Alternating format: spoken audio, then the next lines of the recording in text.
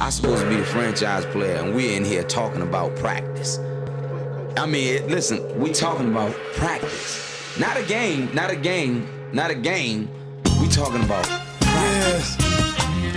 Not a game, not a game. Me. Bam, bam. Me, man. Not a game. Slap that place, she scored 30. We talking about sports. I mean, what we even talking about, man? We talking about sports here. All right, welcome back to We Talking About Sports, episode number 23. Big event has happened. We got the NBA Finals done with. It's something I got to talk about, man. LeBron James, polarizing athlete. Polarizing. You either feel one way or the other about him. Is this dude the GOAT right now? I don't know, man. It's tough. I don't like comparing players from different eras, but obviously, I mean, this is a popular debate. I mean, it's been going on since LeBron pretty much came into the league and chose to wear the number 23. I mean, he even alluded to it a couple of weeks ago, or maybe it was a few days ago before the finals, saying 23 is the reason why he wears, or I mean, Jordan's the reason why he wears number 23. So, he has his blemishes in the finals that people are always going to point to. And, he also has some stats that I don't think Jordan can amount to just because of the amount of time that LeBron has been playing at a high level. I think that's where he's kind of got Jordan on the longevity. It's kind of crazy saying that because Jordan played for 13 years or so straight. But LeBron, I mean, he just won a championship at 35 years old? I mean, that's pretty impressive. Year 17 in the league. So at this point, I'm not mad at an argument either way. That's all that I'm going to say. I don't know. It's too hard for me to pick one or the other at this point. I think LeBron's done enough to put himself into the conversation, and I think he's done enough for himself to be able to put up a good debate in his defense as the GOAT. So, yeah, man, it's just tough. Different eras, but to think that LeBron James wouldn't dominate in the 90s is ridiculous too. Because he's the greatest athlete to ever grace the basketball court. So yeah. What about you, Ben? I think now has more credibility and more validity to the argument for people. I was a big LeBron fan prior to him joining the Lakers, and I was saying it back then, when he came back and beat the Warriors from down 3-1. I was saying that's never been done in finals history, I was saying he was the GOAT since then. So now winning 3 titles with, all different teams, and by year 2 of every team being finals MVP on all 3 of those teams. And people said it wouldn't be done in the West, and it didn't take long. I mean, the first season was pretty much a wash due to not that they would have made the playoffs with him healthy, but they for sure wouldn't have won a title with the team prior to AD. But, year 2, they won the title. Let's see where he decides to go to next and win a title for that franchise. I'm hoping it might be Houston. I know LeBron signs those short deals, so there's hope, man. You never know. He might book it. Yeah, I think he's going to stay in LA. I think he'll stay in LA. But the Clippers, so you're saying? No, what are you doing? No, the Lakers. Behave yourself. Get some composure, man.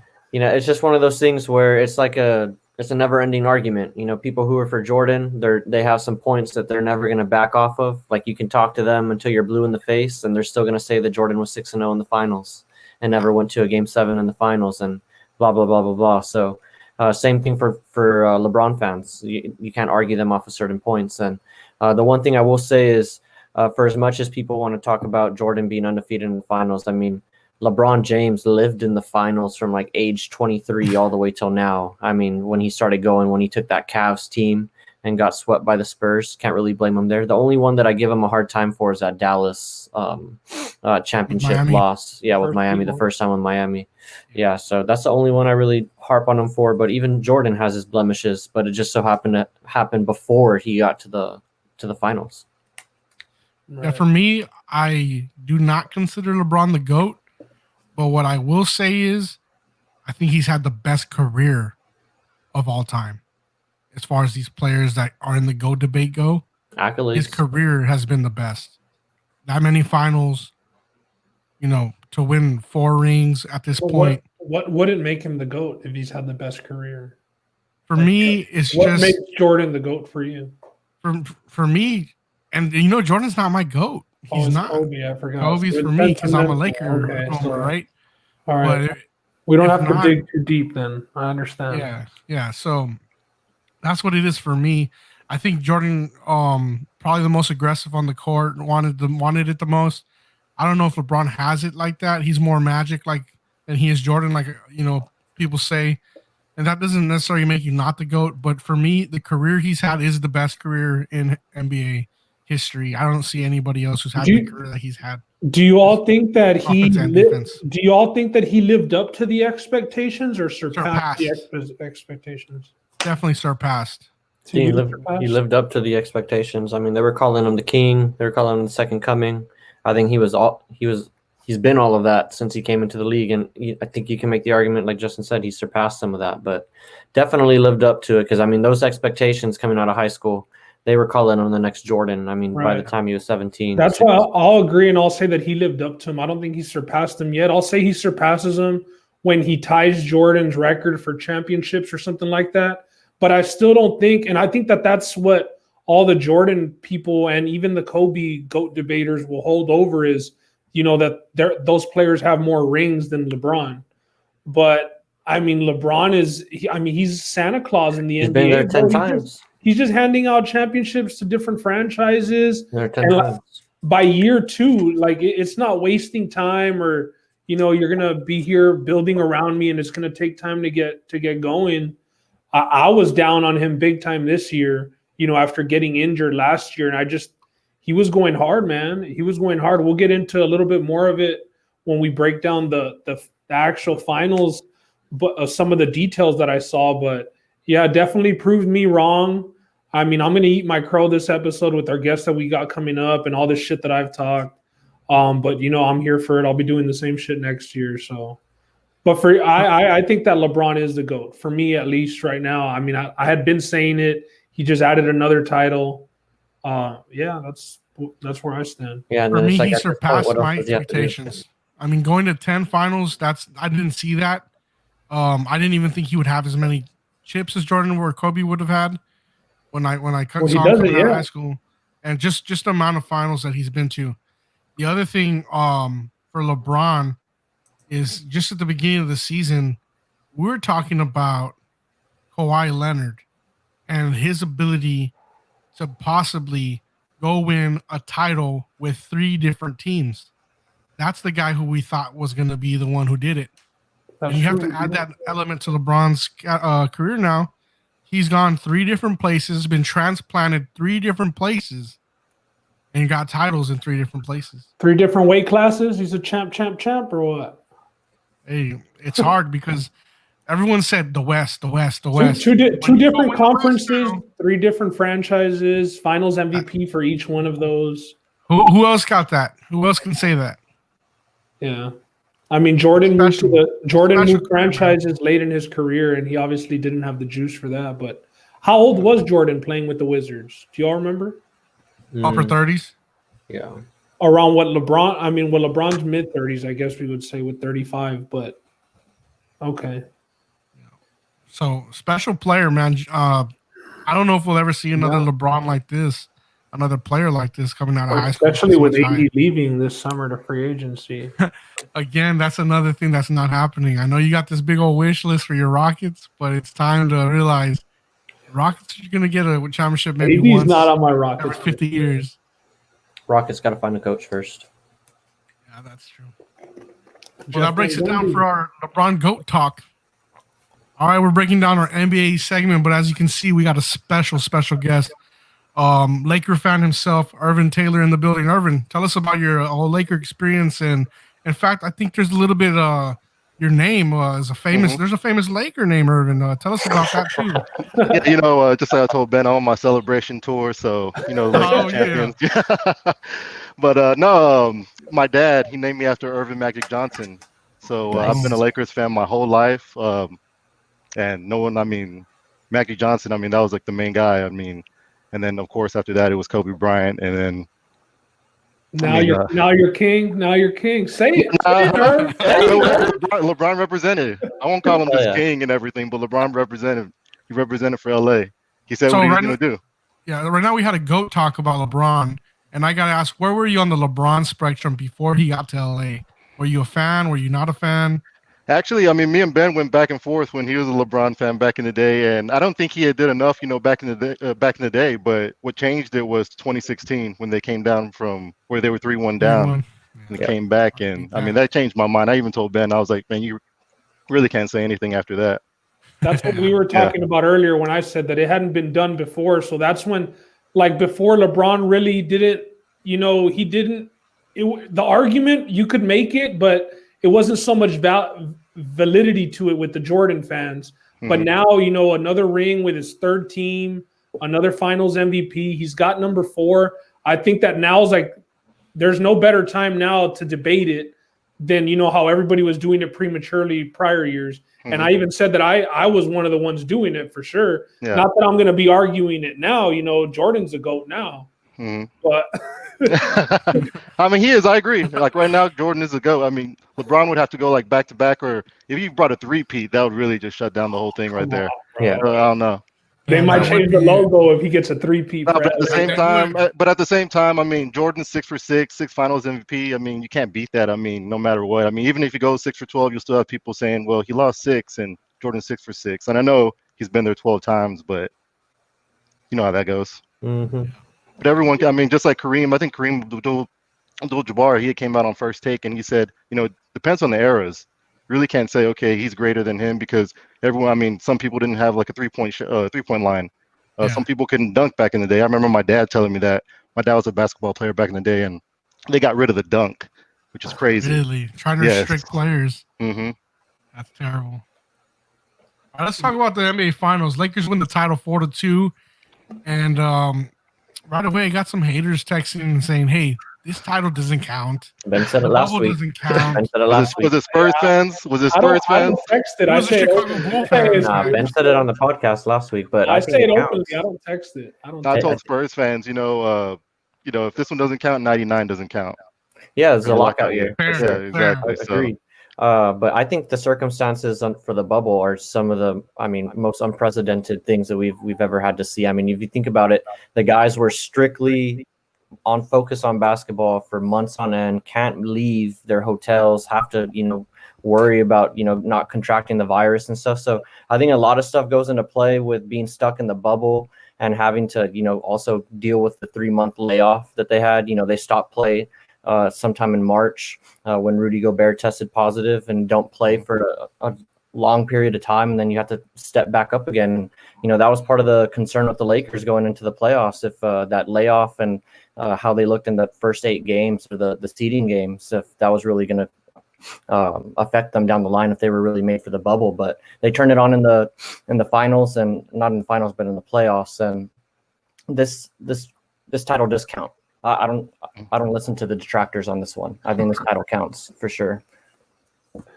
Ben, why are you so big on this title not counting? Why are you laughing, Ben? Because I gotta make it interesting, bro. What do you want me to do? Yeah, he knows it counts. He knows it counts. I'm gonna eat some of my crow, but I ain't gonna just switch sides either, man.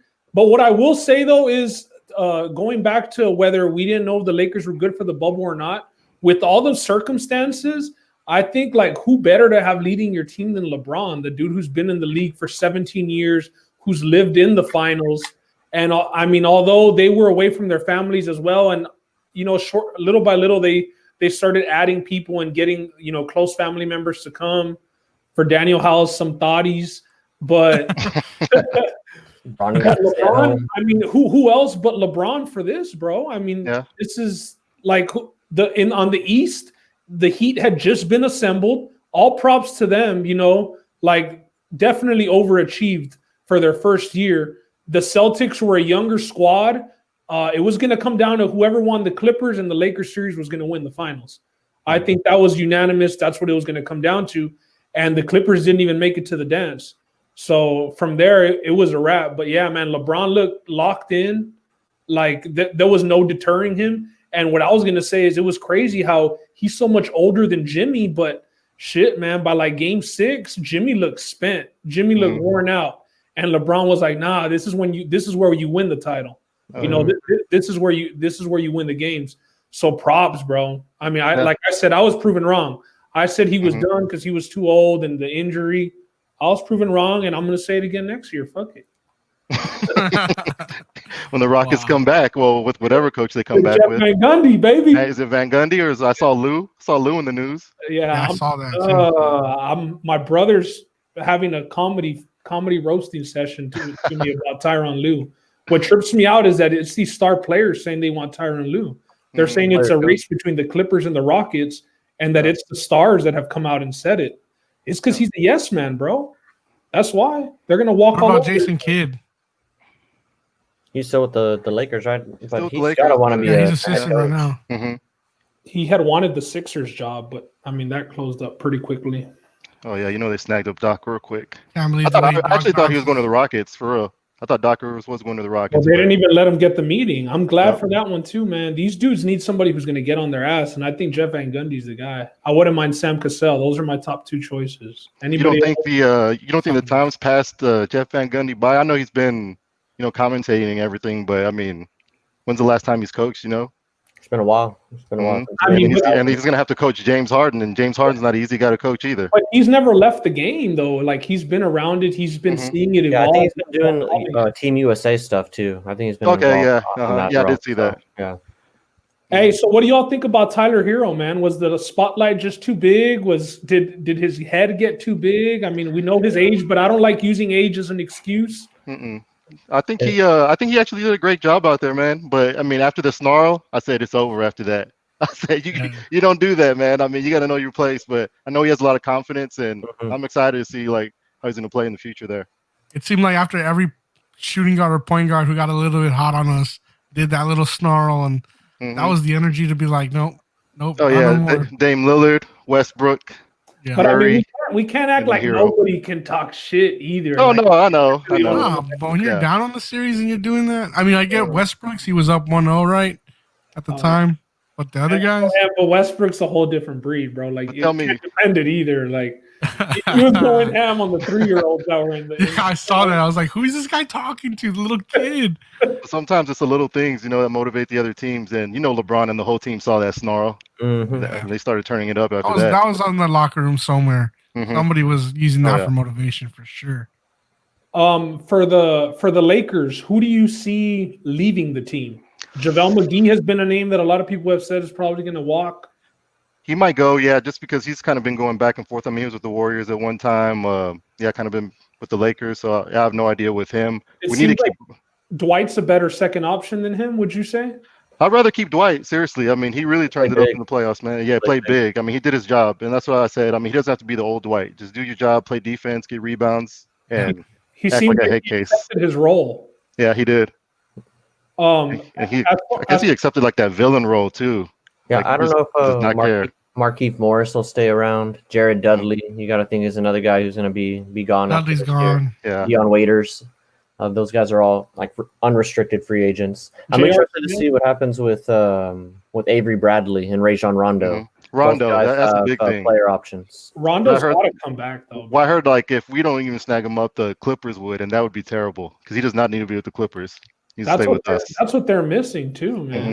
Good for Rondo because I feel like he was kind of written off a couple of years. I remember he had that bad stint in Dallas where he couldn't stay on the court, and they were finding ways to get him off or to scratch him from lineups. There's coming up with injuries right before the game, so good for him coming out and showing that he's a key piece still in terms of being a role player on the championship team.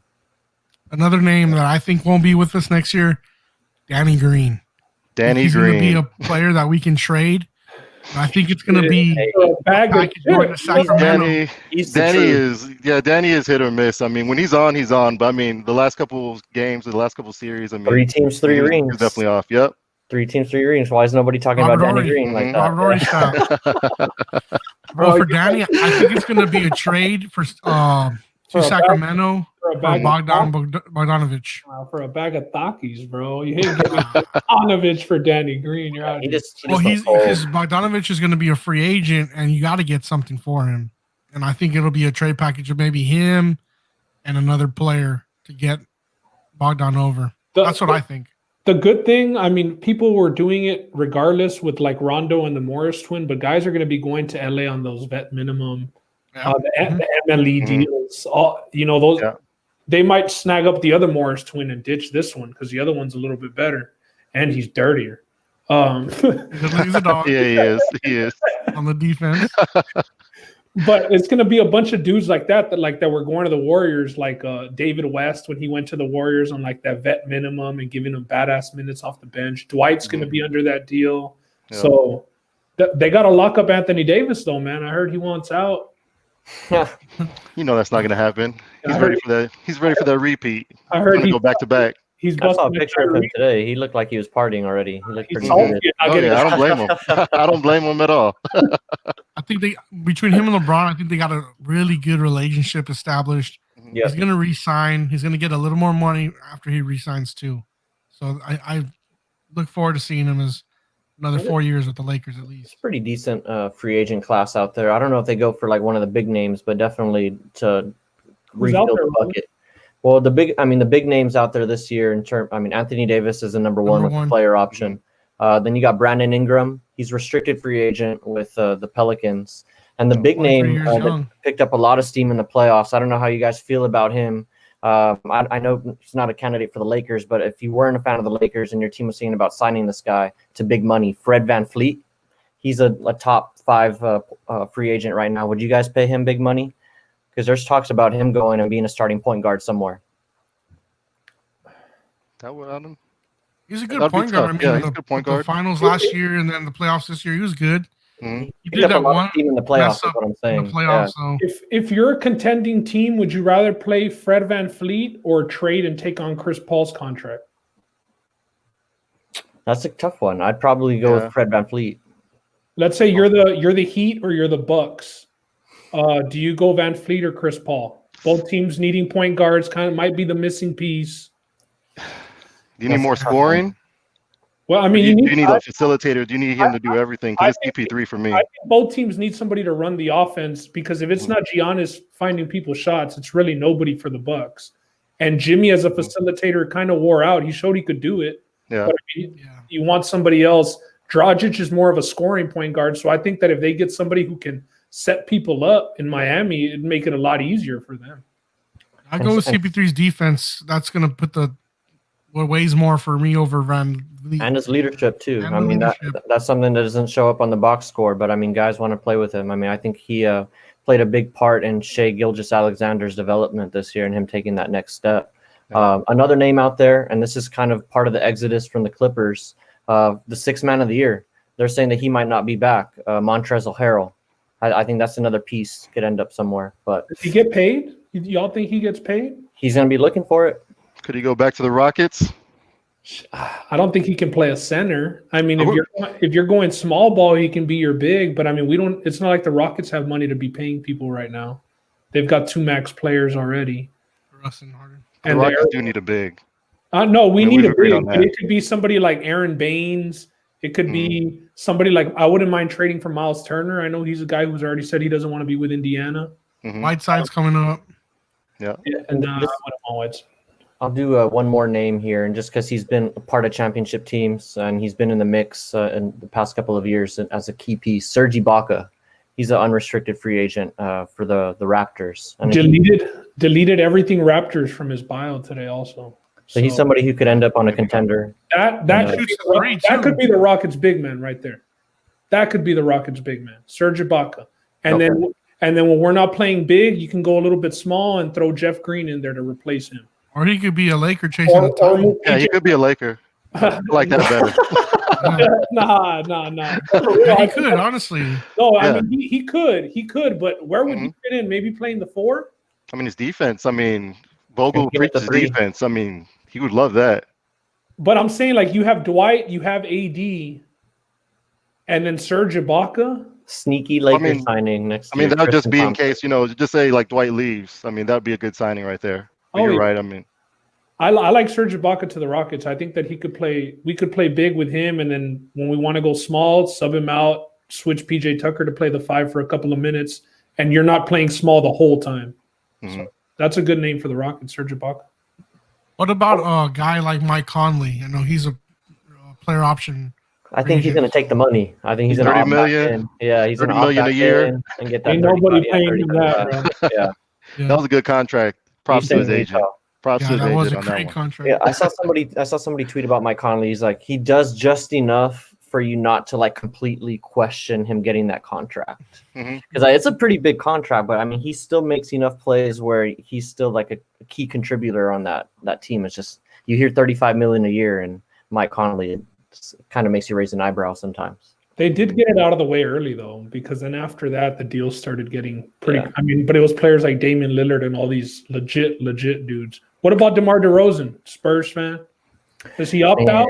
Stay? Is he another guy who maybe isn't going to get that money if he opts out?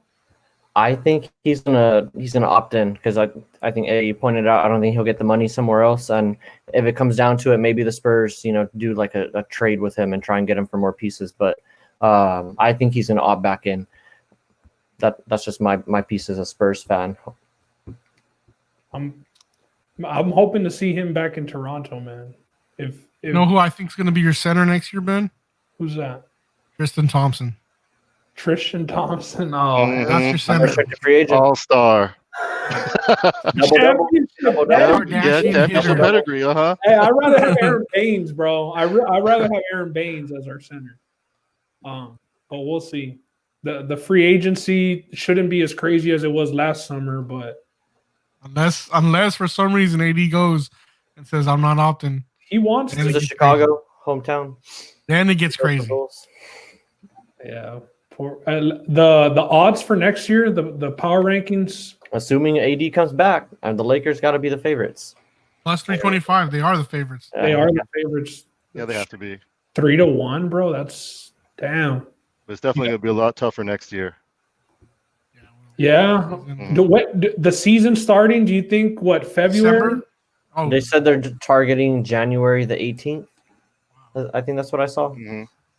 I was thinking For the start of the season. That sounds I about don't know right why because I you want to thought- schedule it kind of after the holidays. You don't want to just throw them in there like right during Christmas. But Yeah, I mean, in the NBA, it's all about making money, so you never know. that's what I thought. Opening night, Christmas. That's what I was Mhm. thinking. Do you think the Warriors Lakers, Rockets, are first a game. team to look out for next Blowout year? game. Ooh. Lakers win. Hey, after the holidays, Harden's coming in at least 30 pounds overweight. So the second team on that list was the Clippers at plus 400. I don't know. If they don't sign Harrell, I don't know if that's going to be correct. But think about it. If they let Harrell leave and they get a big, like a legit center, because it seemed like that was their problem. I know Zubac did decent, but I mean, he couldn't stick with Anthony Davis at all, bro. Like it was, and rebounding wise, they had a big problem rebounding against the Nuggets as well. Jokic was eating them up. Yeah. So I think if they let Harrell walk and they get more of even like a Miles Turner to them would be a good piece to be their starting center. Really got us up there. Yeah. They need somebody who they can get scoring and defense from that position. More athleticism because they were big oversized. And to be honest, I think they need a better second player. Yeah, Paul I was gonna George say, is not the guy. I'm kind of off on Paul George right He's now. not getting moved though. I mean, He's not getting moved, not with that contract. I mean, Yeah, I definitely. did see some people like they were looking to trade, but I mean, who's going to want to make that trade right now, you know? The one rumor that I did hear right after Doc Rivers took the job with Philly, not having anything to do with the Clippers, but was that they were thinking about trading Ben Simmons from one of the top 2 picks to pair up LaMelo with Embiid. That'd be interesting. Yeah, Philly needs a shooter, right? So What would you think of Simmons, of them trading Simmons for the 2 pick and Simmons going to the Warriors? Could they make it work with Curry, Clay, Draymond, Ben Simmons, and Wiggins? Like, isn't Ben Simmons big enough to be guarding 4s, 3s, and Draymond's? Oh yeah, I mean you can post him up on the block at the 4, but I don't know if that'll work for the makeup of that team. I mean you already have Draymond who's a non-shooter. I don't know if you want to have both of those guys on the court at the same time. That's just me personally. I don't know how that works with the spacing on that team. I mean he's a big name and I think he's a beast in the fast break, but we've seen what happens in the half court with Ben Simmons. It's kind of tough sometimes where to place him. Maybe the Warriors figure it out though. If it's even an option, wishful thinking. Yeah, it's going to be tough when he's open for a 3. What are you going to do? But I mean, if he's playing with arguably the 2 greatest shooters of all time. Yeah, maybe I'll give him some confidence to start doing something at least. Because I mean, But I think I saw like a couple of attempts like after like so many games. I think he had like 2 attempts or something like that. At least he's attempting shit. It's better than 0, bro. He was putting I think Dwight Howard attempted more threes and made more threes than him. Didn't he check in like at the end of Seriously. game 6 and drain a 3? I don't know. I think when he did in the regular season when we still had fans, I know they went crazy when he hit a 3. Oh yeah, I saw the whole celebration just for 1 3. Yeah. Hey man, all these dudes who had to beg LeBron for a roster spot on the Lakers, man, they ended up coming out with a ring. Those bastards. Speaking of Waiters, Jr. Dwight Dudley said after I got the call from LeBron, I knew it was a go. Remember when he was on first take saying that? Yeah. I spoke to LeBron, he gave me the go, so I signed. Deion's getting a ring, and he didn't go to the bubble. Cousins is gonna get a ring, and he got cut. That's another option. Cousins is getting one. Yeah, Cousins getting one. Wow. I did not know that. Another option for the Rockets at center, Boogie. Mm-hmm. I like Boogie. Third team on this list, plus 600 odds. Milwaukee Bucks. It's gonna be a tough one. I think it's gonna be one of those years where they're gonna be playing with a lot of anxiety in terms of the organization, not knowing what Giannis is gonna do. Because I don't know if he's gonna sign the extension before the season or during the season. It's gonna be really, really interesting to see how that plays out. And I think that's gonna affect their performance on the court. Not knowing what's going to happen. I think we saw what happened with LeBron James his final year in Cleveland. I think they lost in the semifinals to the Celtics, 4-2 or something like that. And that's when he walked off the court. Yeah, I took off the jersey. So I think there's going to be some of that at play this year because he's kind of been non-committal in terms of signing the extension so far. So I'm not sold on the Milwaukee Bucks as having the best odds out of the East. I'm looking for somebody else to come out of the East again next year. Okay. What do you think, Herb? I mean, with the Bucks, it's going to be all dependent on Giannis. I mean, you've seen him kind of just fade away in the playoffs, and then Chris Middleton's actually been stepping it up, but then he kind of fades away too. So kind of depends on both of those guys, unless they bring someone else in. And I don't know. It's going to take that. It's going to take them bringing in a point guard prior to the season to. He's not going to kind of flowed out. Nah, Bledsoe's. Yeah, I don't think Bledsoe's the guy. He's a real high energy guy, but you're talking about just for a whole series. He definitely disappears. Hit or miss, man. And he might win you a game, but he'll also shoot you out of 2 or 3 games, bro. So I know we mentioned Van Vliet earlier. Do the Bucks have any pieces to get him? Well, if he's free agent. Not signing him. Yeah, he's unrestricted free agent. Do they have the contract space? Well, if they're an option to land Chris Paul in his $34 million a year contract, I think they could make it work, and they're going to have to do something. Yeah, exactly. They can't stand that. You have to appease Giannis some way. I've been seeing stuff about the Mavs, like already making a pitch or making a plan to go after Giannis this coming summer. And Mark Cuban's aggressive as hell, bro. He'll let it have room. He'll take the what's the fine that they give them for he'll take the tampering fine, just throw it out $5K or whatever it is, or even if it's $100K. Yeah, throw it out there. Let it sit in Giannis's mind. He'll pay the $100K. Pretty interesting team with Luka, Kristaps, and Giannis all on the same team. That'd be pretty crazy if he ended up going to the Mavericks. Even if they had odds right now. Even if they had to make a trade prior to the offseason of or around Kristaps. See, I'm glad you brought up the trade. Do you think Giannis, if he becomes non-committal, do you think the Bucks look at trading him sometime during the year instead of losing completely out on him? Or do you just give it to the end and you can't trade that guy and you got to try and keep him until the end? If he's not signing at the middle of the year, you got to just trade him because you're going to cut him for nothing later. That's tough, man. Yeah, you got to get some value out of it. Yeah, but you're gonna be in the playoffs with a chance to make the Eastern Conference Finals, and you're gonna trade him mid-season. It makes no sense. It depends where they're at. So just say if they have like a horrible start, which I don't think is gonna happen, not in the East. I think they'll still do good. I think they'll still end up number 1 in the East, but it's just when they get in the playoffs. What's Giannis gonna do? That's the other side of the coin. I think they trade though. A market like them, you just don't you don't trade superstars. No. Because they don't come to you. You gotta let them make the decision and make them look like the villain for fucking leaving you afterwards, bro. That's exactly what Cleveland did to LeBron. Does Giannis come back with a 3-point shot? Hell no. It has to improve. He has to improve his 3-point and his mid-range. Because if it doesn't, it's going to be the same thing over and over in the playoffs. They're going to shut down the lane. It's gonna be the same I'm story. waiting for his free throw percentage to be above 70. Y'all are talking about 3-point shots and shit. Yeah, that too. Steps, guys. Yeah, baby steps. So getting to number 4, we got the Denver Nuggets at plus 2,000. At number 5, the Dallas Mavericks at plus 2,500. The Celtics are around there too, right?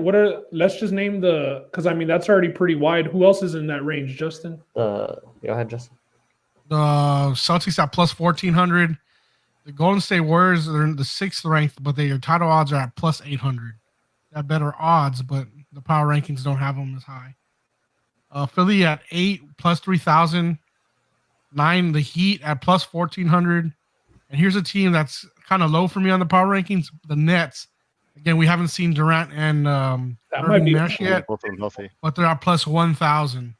After that, I mean, we can just go on Raptors, Yeah. 11, Rockets, The never. sneaky plays obviously still got to see what they have, but at the odds would be the Warriors and the Nets, just based on the higher odds and the ceiling that you could have if those players come back to what they are known for being. So, although I don't like those teams, I think those are the best value plays, I would say. Yeah, I got to agree with you there, Ben. If you're wanting to take a long shot, I'd probably look at the Warriors just because they're a team that's been there before. But I do think they have some question marks that they're going to have to answer. Like, I don't know how Andrew Wiggins is really going to fit with that team over the course of the year. And Steph Curry and Klay Thompson both coming back from injury, who I think both are going to be good. And then speaking of injury, the other one, too, that if you're really thinking about taking a sneaky shot is the Nets, like you mentioned also. But that's also resting on whether or not KD can come back from that Achilles. I'm hoping he can. I love KD.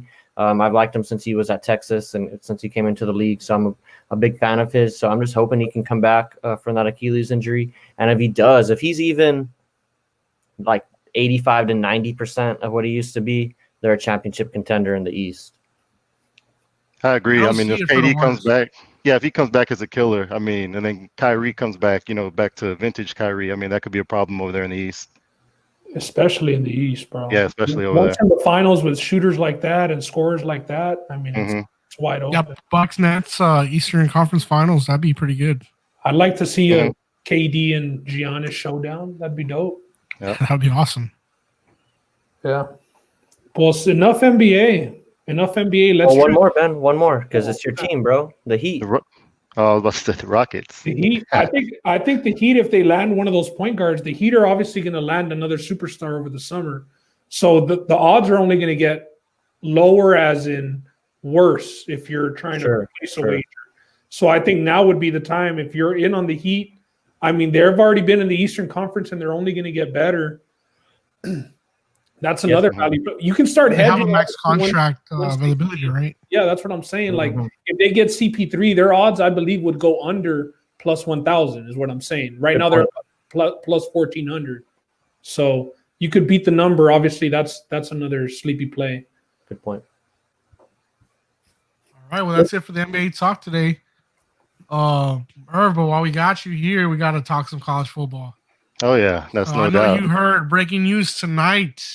Nick Saban, COVID-19. Man.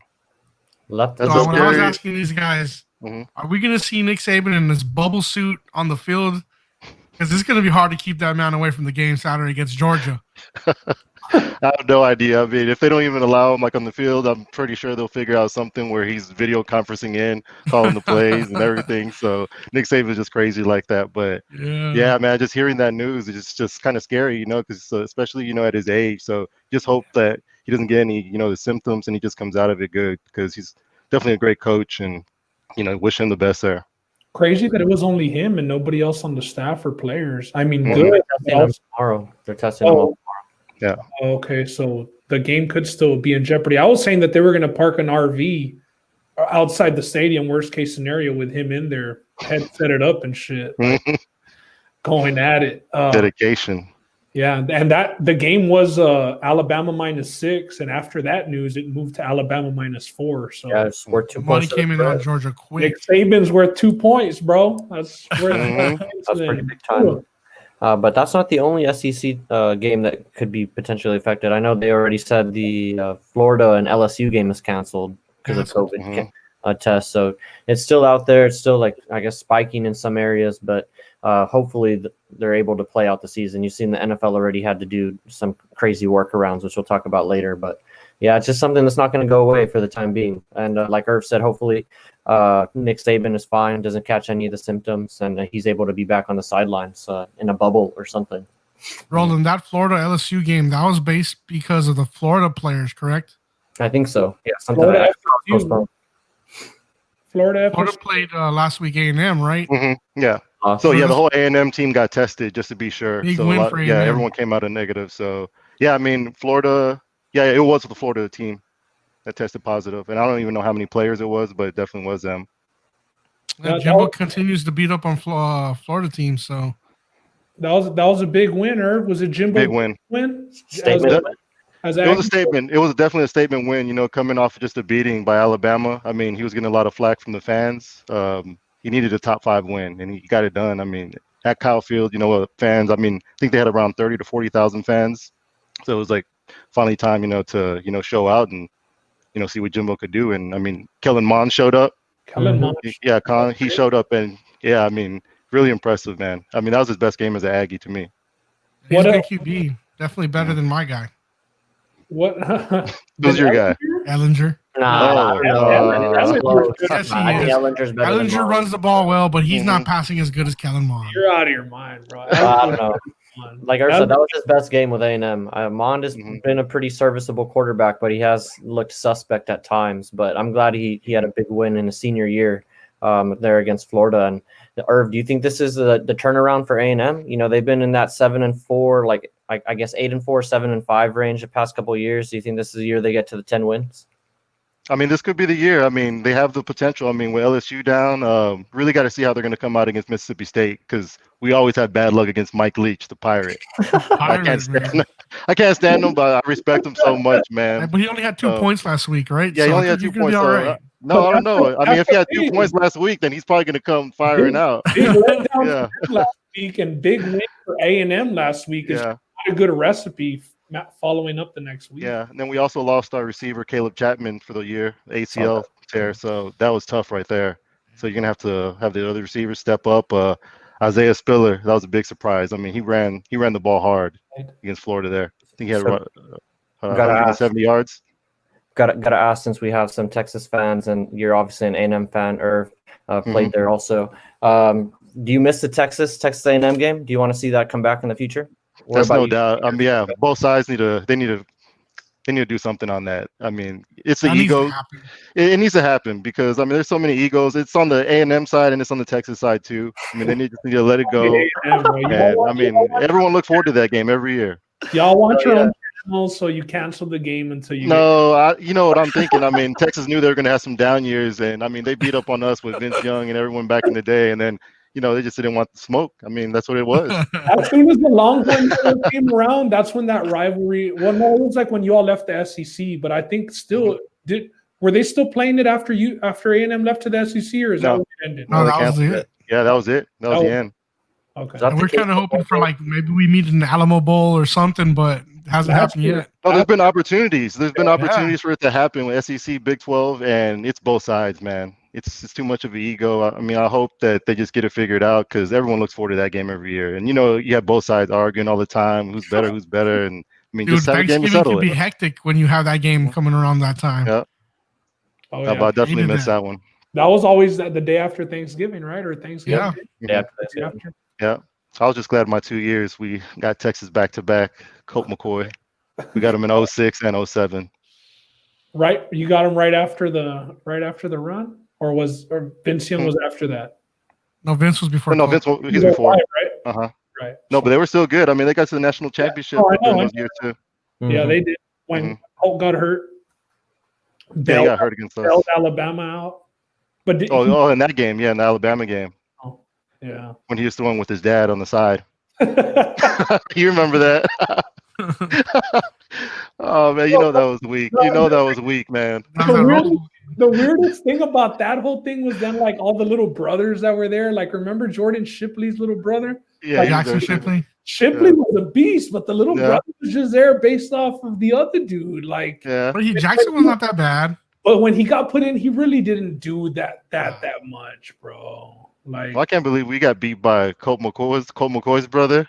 Case. Yeah, Case. Oh man, that last game, I was like, was a and that was send-off. against Tannehill. That was against Tannehill. Yeah. Yeah, that was the last game. Hey, I remember seeing Tannehill, and I'm like, Justin Tucker? whoa, this guy's going to play quarterback next year. It's going to be crazy. Did Justin Tucker? He was the one that hit that field goal. Yeah. sure. Yeah. Unreliable. God, That's still in the league game too. right now. Well, we should transition to the big boys, man. A lot happened this past week. The NFL. A lot. Dak, let's get the elephant in the room out of the way right away. Obviously, we went over it a little bit yesterday on the fantasy show, but Dak with the compound fracture on his ankle, emergency surgery that same night. After the game happened, they turned to the Red Rifle, the Red Rocket, whatever y'all want to call him. The TCU Horned Frog, Andy Dalton, ended up edging out the Giants, getting the win. But shit, you hate to see it. And I'll just ask, did Dak play his last game in a Cowboys uniform? I hope not. Personally, as a Cowboys fan, I like Dak. I think he's well equipped to be the starting quarterback for the Dallas Cowboys. I think he proved that. I don't think you can blame any of the losses this year on him. I mean, the defense is in shambles, the offensive line is in shambles, and he did nothing but step up and have us in contention for all of those games, really. So I hope he's not the last. This wasn't the last game for him, excuse me. But based on conversations that I've heard from Jerry Jones going on the radio, local Dallas news, talking about how he's worth whatever they're willing to put on a piece of paper, and saying that, you know, this is just a business and they're not willing to budge kind of from their previous stance. So I'm thinking the Cowboys aren't going to be willing to go out there and be like, okay, we'll give you the $40 million now. So I want him to come back, but I still think there's a long ways to go. All right. Yeah, you know, I'm not a Cowboys fan, but I mean, you just hate to see that happen to anyone like that. I mean, I broke my lower left leg at A&M, and it's kind of twisted like that, and then had to get surgery like that night. So I was just feeling his pain. Yeah. So it was crazy. And yeah, you don't want to see anyone go through that. So hopefully he gets better. But yeah, I think he stays. I think he stays with Dallas. I mean, just hearing Jerry Jones' comments today, I mean, he's definitely invested in him. I mean, he's a leader, just like he said. So I think he stays. Justin? Yeah, he's going to stay. I think we're going to get him a contract. We're going to work with him. It's going to be tough. There's going to be a lot of healing to do, not just on the leg, but as far as, you know, Jerry not giving him the contract from the start. So, but he's going to stay. I don't think that he's going to stay. I think he should have gone out like Earl Thomas did with Seattle, bro. Just middle finger up to the fucking sideline. I just random thought, but I think that Matthew Stafford ends up with the Cowboys after this season, and I think that's the Cowboys' Band-Aid if Andy Dalton, you know, doesn't do it. But I just don't see them giving this dude. You would think that they would give him a deal throughout the year, or do you think that they wait till the offseason for Dak?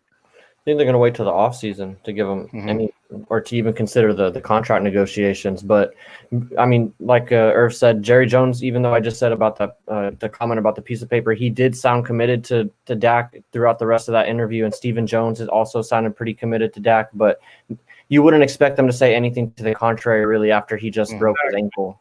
So you got to think that there's some, you know, shell game there. And it's all part of the business, unfortunately. And I want Dak to be back, but I'm kind of leaning on the side that he won't be back. You got to wonder if relations are sort of soured there. You know, like he's done almost everything that you'd ask him to do to be the franchise quarterback and get some of that franchise quarterback money, which they were unwilling to give out. I kind of said leading into the season, this could end up being like Kirk Cousins 2.0.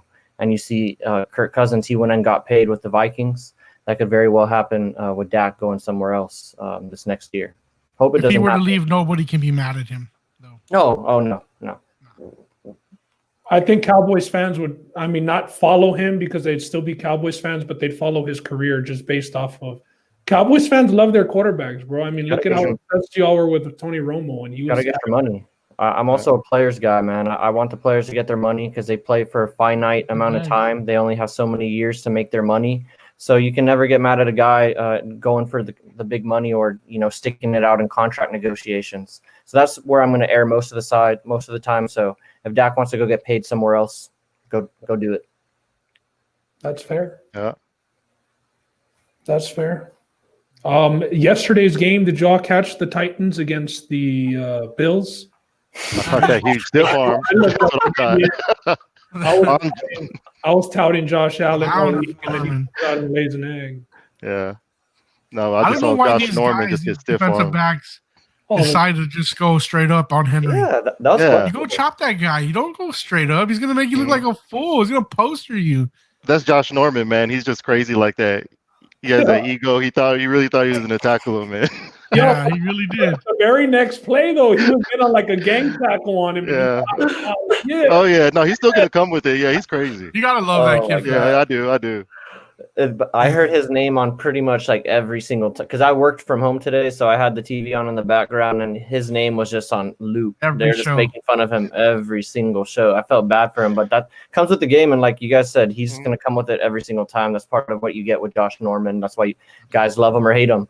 But yeah, that stiff arm was crazy. And Ben, I know you brought up Josh Allen, but I still thought he played a pretty decent game. He made a lot of big throws. That guy, honestly, he might be the best, or one of the best in the business. I don't know if he's better than Russ, but third down and long, I mean, you're not out of it on third down and 15. Hey, bro, don't start comparing him to Russ, bro. But I'm just saying because Russ has a penchant for pulling out those magical plays on 3rd and 15, 3rd and 16 or whatever.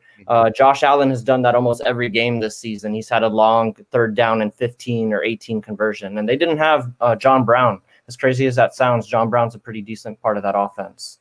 So I thought Josh Allen, he didn't take a step down for me last night. I thought they had a touchdown taken away from him, and then the interception that got thrown was just a weird batted ball back into the air. Also, on the first drive, the Titans had early field position. They scored right away off of a pick. I was off on Josh Allen. I didn't think he was going to do good coming into the league, but he's proved me wrong. And the other guy that I was wrong about him. We don't have him on the list, but I mean, we can talk about it a little bit because it was a Monday night game. Justin Herbert. I'm thoroughly impressed with him in terms of being a young quarterback. I was wrong on him coming out of Oregon. I didn't think he was going to amount to much in the league, but now he looks good. Do you like Justin Herbert, guys, or am I the only one on him? Yeah, nah, he's picking up the game. I mean, just all across the board. He's looking like how he was looking at Oregon. So people didn't think he was going to, accomplish that in the league, but I mean, he's proven the doubters wrong. Mm-hmm. Crazy how fast he's doing it, though. Like, obviously, he got thrown in by surprise, but you would think that he was taking the first team reps all off season, all up through camp. Impressive, bro. Like, he has arm strength. Both Josh Allen making throws across their body. I know the announcer said, "Oh, those are throws that you only see Mahomes doing," and then right away he was like, "I'm not comparing them to Mahomes, but the arm strength is there. The arm strength is there." But yeah, both exciting to watch. I was out on Herbert. I really don't think much of Oregon quarterbacks.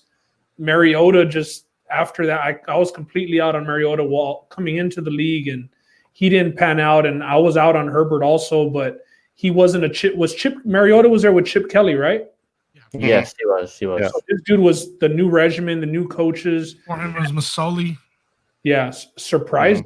Man, surprising with Herbert. Like, he's having him in these games with very competitive teams, the Chiefs, the Saints. Obviously, they're not winning the games, and it sucks for the coach because the coach is a pretty good coach. He's just not. Yeah, they're just a young team, and they're not squeaking these out against these veteran quarterbacks. But it looks bright there. I know. Well, no, he's not even on them anymore. I was going to say Melvin Gordon got a DUI, but he's a Bronco now. He's not a Charger. And that's it. He just had a good game. For the Broncos, Melvin Gordon. Was it last week? Yeah. Let's look at these power rankings for the NFL while we're on them. Let's do it. Now, number one, no surprise, the guys who put on week after week some of the craziest games, Seattle Seahawks. That's crazy. I thought it's weird that they moved up 2 spots. I get the Kansas City Chiefs lost, but they beat the Vikings. I mean, the Vikings, they're 1-4, 1-5 now. Their one win was against a winless team. Seems like every week they're barely getting their wins. Yeah, but I mean they're winning, so you can't really detract much from it. I just think it's weird. They were ranked 3 and moved all the way up to 1 after they split by the Vikings. 5-0. I mean the Green Bay Packers. That's who I go with right now. I like them over the Seattle Seahawks. Green Bay's number 2, and I think they got the best offense in the league right now.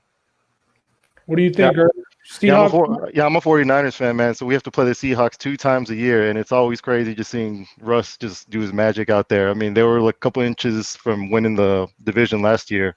So yeah, I would say the Seahawks right now. Especially with DK Metcalf playing like that. That dude is a beast. Bro. He's coming into his own. I saw somebody say he's a new age Megatron. Think he gets there? He really is. Yeah, I mean, Might be. his body, his physique. I mean, just everything. That's Better speed. quarterback throwing, bro. Like those 50-50 balls are not 50-50. They're 75-25 with this dude. It's like that 4th down conversion. It's fuck, bro. It's so fucking lucky, dude. Like, how many weeks in a row are these fucking assholes gonna get that lucky, bro? Not luck after a while.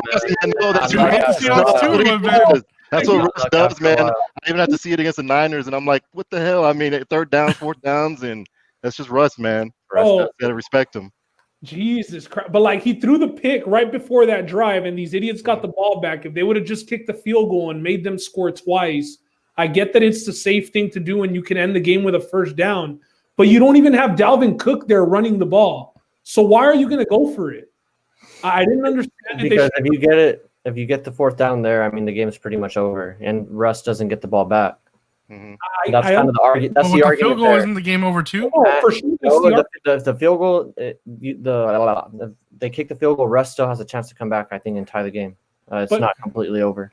No, but he has to get a touchdown and a 2-point conversion. I mean, no, it's not over, but worst case scenario, it's overtime. It's but going forward on 4th down there is the only way that you ensure that he does not get the ball back. And they've been running it pretty easily all game. So you go for it there. Not in the game anymore. I agree. If Dalvin Cook's in the game, go for it. Yeah. I'm just saying that you go for it. I agree with the call to go for it. I don't know about the execution or what they did call, but I think going for it there's the right call.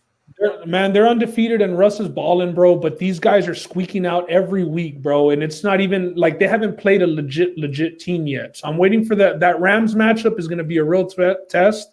I didn't expect much from the Rams, but the Rams look solid. And that D-line will give the Seahawks O-line a lot of trouble like they usually do. So I'm expecting a good game. But Russ is a front runner for MVP now. Yep. Obviously, crazy that they had 45 yards at half, bro. And they ended with 30 points. Ridiculous. I'm tired of that fucking pot of gold up Russell Wilson's ass, dog. So Irv was mentioning that he's a Niners fan, and I got to ask you, what's up with Jimmy Garoppolo? I know he got benched, got pulled this game. Yeah, he got benched. I mean, this is his first game back from his ankle sprain, and he just didn't look into it. I mean, he couldn't get no power, no lift, off his ankle. So, and I know it was attributed to that, and I mean, there were just some bad throws, man. And I think they just had enough. They didn't want to put him through that. Miami was already up big time with Fitzmagic doing his work over there, having one of his games. And then knowing next week he's going to have like 4 interceptions or something like that, but he just decided to ball out against the Niners. They're 7-point favorites against the Jets this week, and they'll probably the Jets. And they'll probably end up losing. The Dolphins will probably end up losing to the Jets after doing that to the Le'Veon Bell. What do y'all think about Gase? I mean, he needs to go. How do they release Le'Veon before they release him? He must be really convincing. He must be really convincing and say, hey, this guy's not buying into the program. We need to get guys that buy in, and that's how we're going to be successful. But if you can't get somebody to buy in, that's part of it too. You got to sell yourself to guys in that locker room, and he's obviously not doing it. So I'm surprised how he still has a job. He must have something on the owner that we don't know. And he let Adams go too. Yep. It's another Bill O'Brien, bro. But they suck. Like, he's had no success at all. But it's another Bill O'Brien. He's dismantling that team, bro. All they have is Jamison Crowder now that's worth anything at all. Like, he's the only half decent player. At least Bill O'Brien. They don't even have title, so that's what I'm saying. Look at Robbie Anderson. As soon as he left the Jets, look at him. Producing with the Panthers. He's a top wide receiver statistic-wise. Who took over for the Houston Texans job? Well, after Cornell.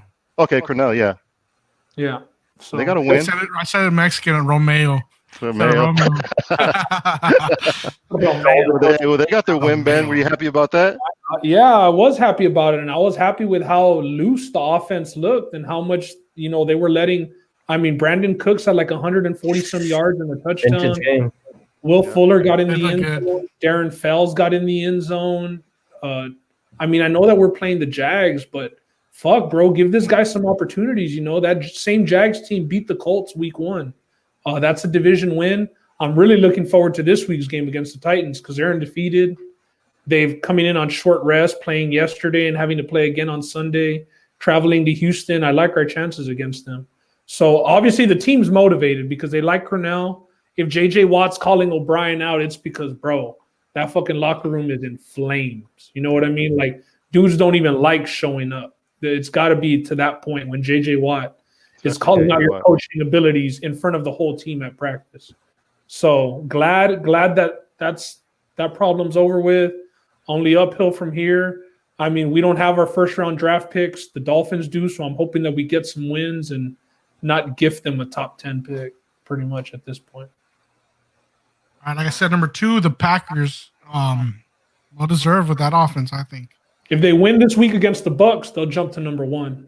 And the injuries that they've had to deal with too. I mean, they haven't had Devontae Adams the past couple of weeks.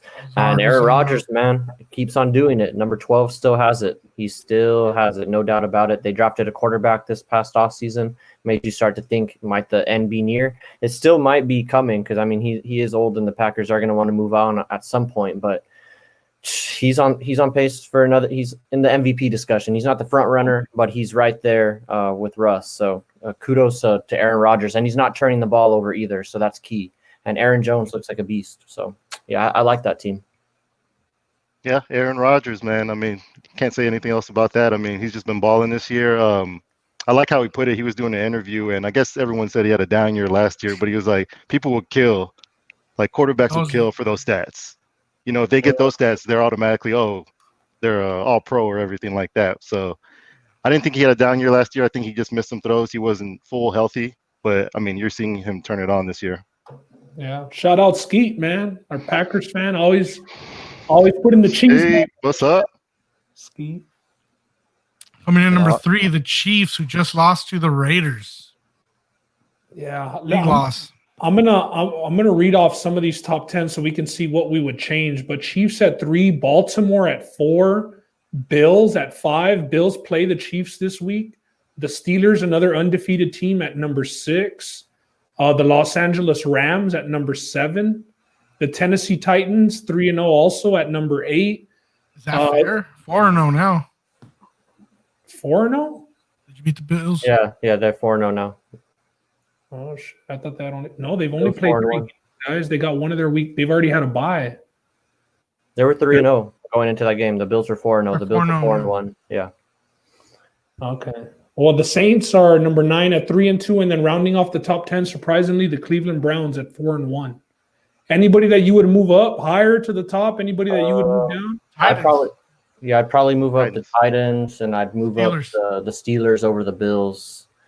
Even before the Bills lost. I like the Steelers defense. I love their defensive line.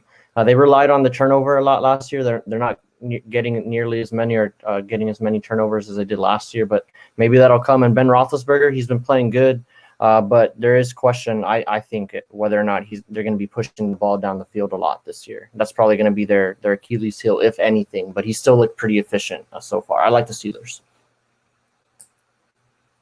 All right. Who'd you move up, Irv? I mean, I like the Titans. I mean, just all across the board. I mean, their defense is improving. Derrick Henry is actually getting a lot better, on the run. Tannehill's actually coming out of his shell there. So I do like the Titans. I like how Vrabel's actually, guiding that team. It's nice to see how better Tannehill is with Vrabel than he was when he was with the Dolphins. Yeah, and that was a big topic on a lot of sports media today. It does matter, what coach you have. I mean, you can go, just like the Jets situation. I mean, Darnold, just wasting his talent over there with Gase. So it does matter the situation you're in, and you're not sold on Darnold? Not at all.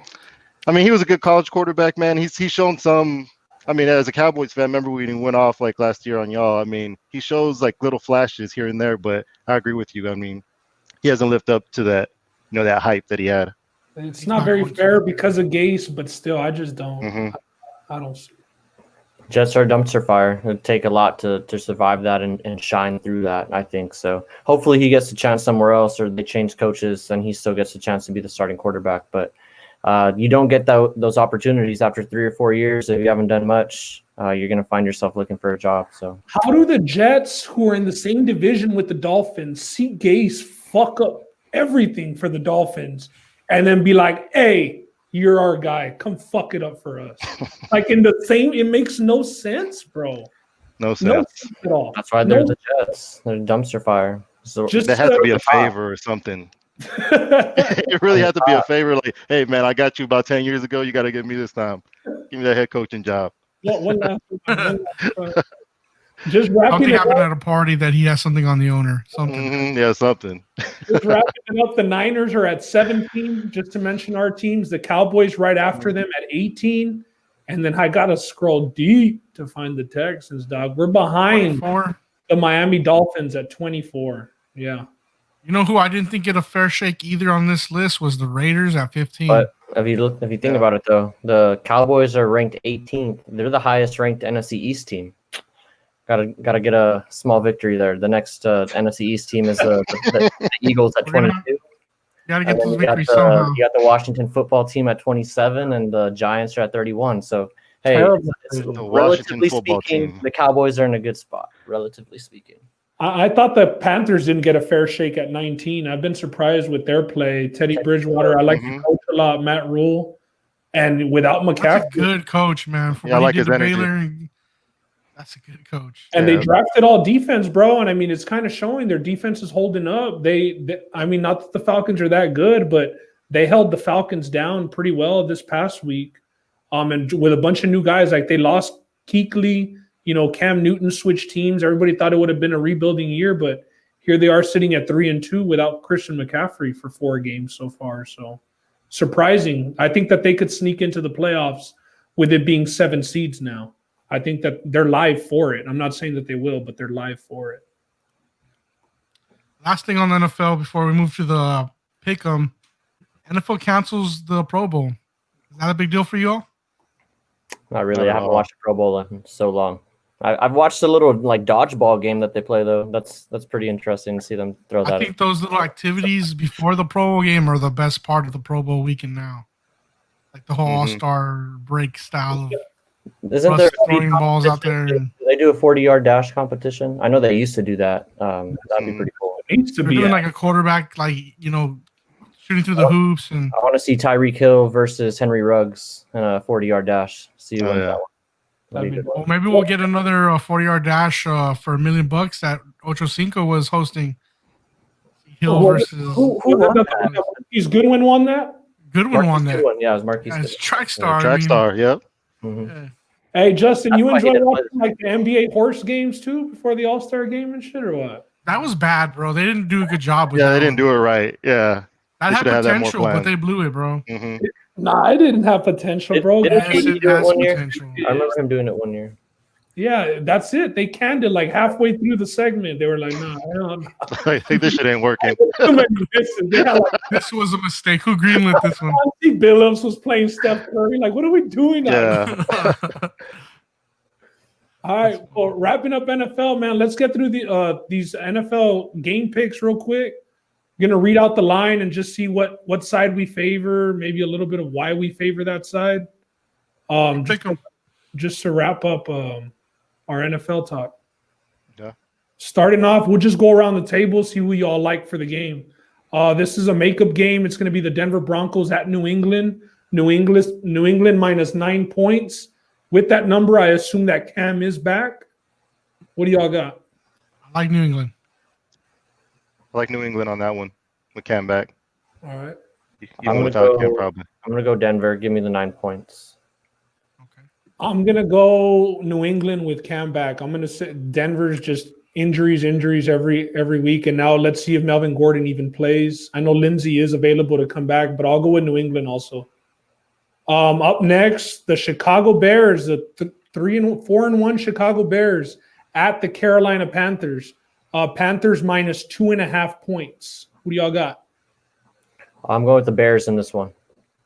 So Bears plus 2.5? Outright. All right. I got the Give me the Panthers at home. Yeah, I got the Panthers at home. Panthers at home. Chicago doesn't score in the third quarter.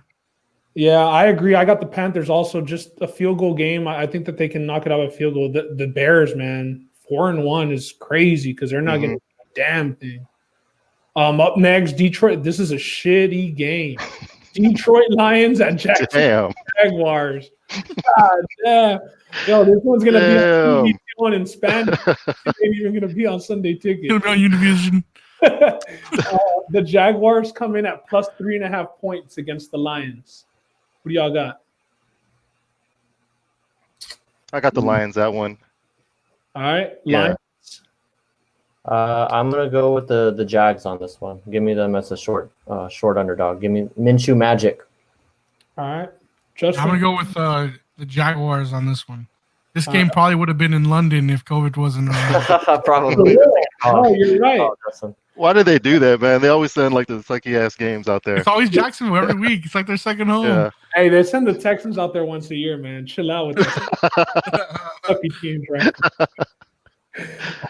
I'm gonna go with. I think that's another coach who's on the hot seat. Patricia over in Detroit. I'm surprised he still has that job. It's a race between him and Gase to who gets fired first. Yep. Next. Probably Patricia. I'm gonna back them. DJ Chark is questionable to play this week. I'm gonna go with the Lions this week. After that, we got the Falcons at the Vikings. The Vikings are 3.5 point favorites. Falcons under a new coach. Usually when a team fires their coach, the first game under the new coach is usually a good one. Texans ended up covering their 6 points against the Jags. Who do y'all got here? I'm gonna follow that train of thought, and I'm gonna go with the Atlanta Falcons to finally cover. Okay. I'll go with the Vikings on this one. It's at the Minnesota. I just think there's going to just be, I don't know, when a coach gets fired, sometimes you can bring the energy, sometimes you just have this shuffle. And I know the owner came out and expressed that they're not even going to invest in long-term in Matt Ryan. So you don't know how that affects the locker room and everything. So it could work two ways, but I'm going with the Vikings on this one. Give me the Vikings, and they're going to run the ball 30-plus times to keep the ball away from Ryan. They might be running, but they're going to be running without Dalvin Cook. Todd Gurley looks pretty good this year, though. Yeah. That backup running back did look good, though, too. For the surprising, yeah, Madison has looked good, but Todd Gurley, man, surprisingly, is he eligible for maybe comeback player of the year? Or did he not have that shitty of a season last year? I think you can make the argument because the injuries and stuff. It's going to be tough against Alex Smith. I mean, I can't even believe he was on the field, man. I mean, that's crazy. Have you seen the pictures of his whole leg and everything? I mean, just the whole piggyback ride on one of those sacks, bro. Like that was the worst line. I changed the channel, bro. I was like, no, this isn't good for the guy, bro. Yeah, but he survived. Aaron Donald, getting on top of him. Yeah, he did piggyback him, right? Kyle Allen is going to be the starter this coming week, so it's not going to be Smith. I agree. Yeah, you have to ease him in, man. To see him come back though and prove that you can come back from that and play in an NFL game, even though he didn't get the outcome he wanted. He survived the shitload because he got sacked about 6 times. Yeah. So I'm going to go with the Falcons on that one. No Dalvin Cook for the Vikings. Up next, Houston Texans at Tennessee Titans. Titans minus 5.5. You go first, Ben. It's your team. I'll take the Titans. Like I said, Tennessee just on the short week. It's at Tennessee, but just short week. No turnaround, really. I think that they practice maybe 1 or 2 days this week after playing yesterday. The Texans usually fare pretty well against them and bottle up Henry, so I'm going to go with the Texans plus 5.5. Yeah, I'm going to go with the Texans. Close divisional game. No, very familiar with these teams, or they're both familiar with each other. And Tennessee, short week. Yeah, so give me the Texans here. Yeah, Tennessee, short week. I'm going with the Texans on this one. I mean, we see how just the whole team comes out. I mean, they had a great week last week, so we'll see. And that line's already moved. That line's already moved to +3 from the opening of 5. Shit. Okay. Yeah. What were you going to say, Justin? Who you got? I don't think the Titans are going to cover the 5, so give me the Texans. All right. Irv, playing collegiately, did you ever have to play on short weeks? I think the shortest week we ever had was, we did have to go like on a Saturday and then a Thursday game. So the preparation, it ramps up. You're already practicing. Change your practices. So like usually we would have like Mondays off and that would just be for weights film. But those weeks, we'd have to come in and maybe we would have an early practice Sunday and then we would already be ramping up Monday. So it definitely changes, the whole structure. It's definitely different. You think in the NFL they're still or you think it's going to be more walkthroughs with less days preparation, or do you think it's going to be more of like practice? No, it's going to be more walkthroughs, and you're seeing that on the field right now. I mean, you're seeing missed tackles, you're seeing injuries, all over the place, and that's just attributed to, not tackling in practice. I mean, you can you can do all the things in your head, film work and everything, but actually tackling on the field, I mean, Live. yeah, it's something different. Yeah, live. All right, cool. Just wanted to ask that. Yeah. All right, up next, the Washington football team at the New York Giants. Do we have to pick this game? That one might be a worse game. Yeah, it might be a worse game. This one gets sent down to Mexico City. I'll give me the Washington football team +3. I think that they might win. I got the Giants in this one. I mean, they played the Cowboys pretty tough, even when Dak was in there. I think they'll feed off that momentum. All right. Give me Washington in this one. Okay. Justin? Giants going to get their first win here. Giants get their first win. All right. Cleveland Browns at Pittsburgh Steelers. Steelers -3.5. This is looking forward to this game. One of the better ones of the week. Who do y'all got? Man, I'm gonna go Cleveland. I know I said I liked the way the Steelers defensive line has played, but they've been a little suspect against the run. And I think Cleveland's gonna come out here and shock some people. Yeah, I got Cleveland. Cleveland? Yeah, Cleveland. I mean, they've just been improving every week, especially with Kareem Hunt now. I mean, I don't know when Nick Chubb, is he out for the year or is he 4 more weeks? Yeah, 4 more weeks. But man, Hunt? Yeah, I love Hunt. I mean, because he could do it, through the tackles. I mean, he can catch great out the backfield. And then you have Odell. I mean, he's been improving, week after week, just accepting that role. That touchdown catch that Hunt had this past week, though, I was saying, like, Chubb doesn't make that type of play, like the diving catch. I agree. Yeah. I really like what Hunt brings. Who you got, Justin? It's going to be Cleveland for me. I think the Steelers get their first loss. Fuck, man. I just don't want to be backing Baker Mayfield, bro. Well, as long as they don't ask him to do that much, be all right. They're a run-first team, but the Steelers are really good against the run. Like, Sanders had that 75-yard run, and he ended with 83 yards. So after that run, he had 8 yards the rest of the game. So you think the Steelers just pack the box and go one-on-one with Odell and Landry on the outside? Or, I mean, they're going to have to take their gambles. I know they are. That's what I've seen that's been the problem for the Steelers is the secondary. Like Joe Hayden and those guys haven't been playing as good. Some of these receivers have been going off on them, but I don't trust Baker to make the throws, so I'm just going to take the Steelers. I wish it was 3.5 sucks because it's a division game and I could see it being a field goal game, but I'll go with the Steelers. Up next, the Baltimore Ravens at the Philadelphia Eagles. The Ravens are -8 in this one. Give me the Ravens. Okay. I think the Eagles are trending in the wrong direction. Yeah, Ravens, no doubt. I kind of expect this game to be something for Lamar Jackson, so give me the Ravens. He's going to have a breakout game here. I expect them to route track. They probably route them, so I'll go Ravens as well. Cincinnati Bengals at the Indianapolis Colts. Colts -8 coming off that loss to the Browns. The Bengals got shut down by the Ravens last week. Another tough defense here in the Colts. Colts -8. What do y'all think?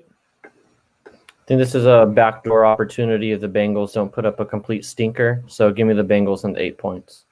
Okay. I got the Colts in this one. I think they're going to try to bounce back. I don't think Phillip Rivers will let them go down on this one. Trash, though, bro. I know. I mean, it's Phillip Rivers, man. He's going to talk his trash, and he's going to he'll do something to get this team motivated. I like that. I'm going to take Joey Covers, Joe Burrows, and I'll expect him, like Roland said, possibly hit that back door. It's over a touchdown. I could see them losing by a touchdown. Rivers is throwing a pick 6. That's a given. That's a given. Dude, he's throwing his whole body behind those throws now, man, just to get him down the field. They're 10 yards out. That's tough when you see that, man. Yeah. T.Y. Hilton is non-existent due to this bump. Him throwing to Trey Burton. Give me the Bengals. Poor T.Y.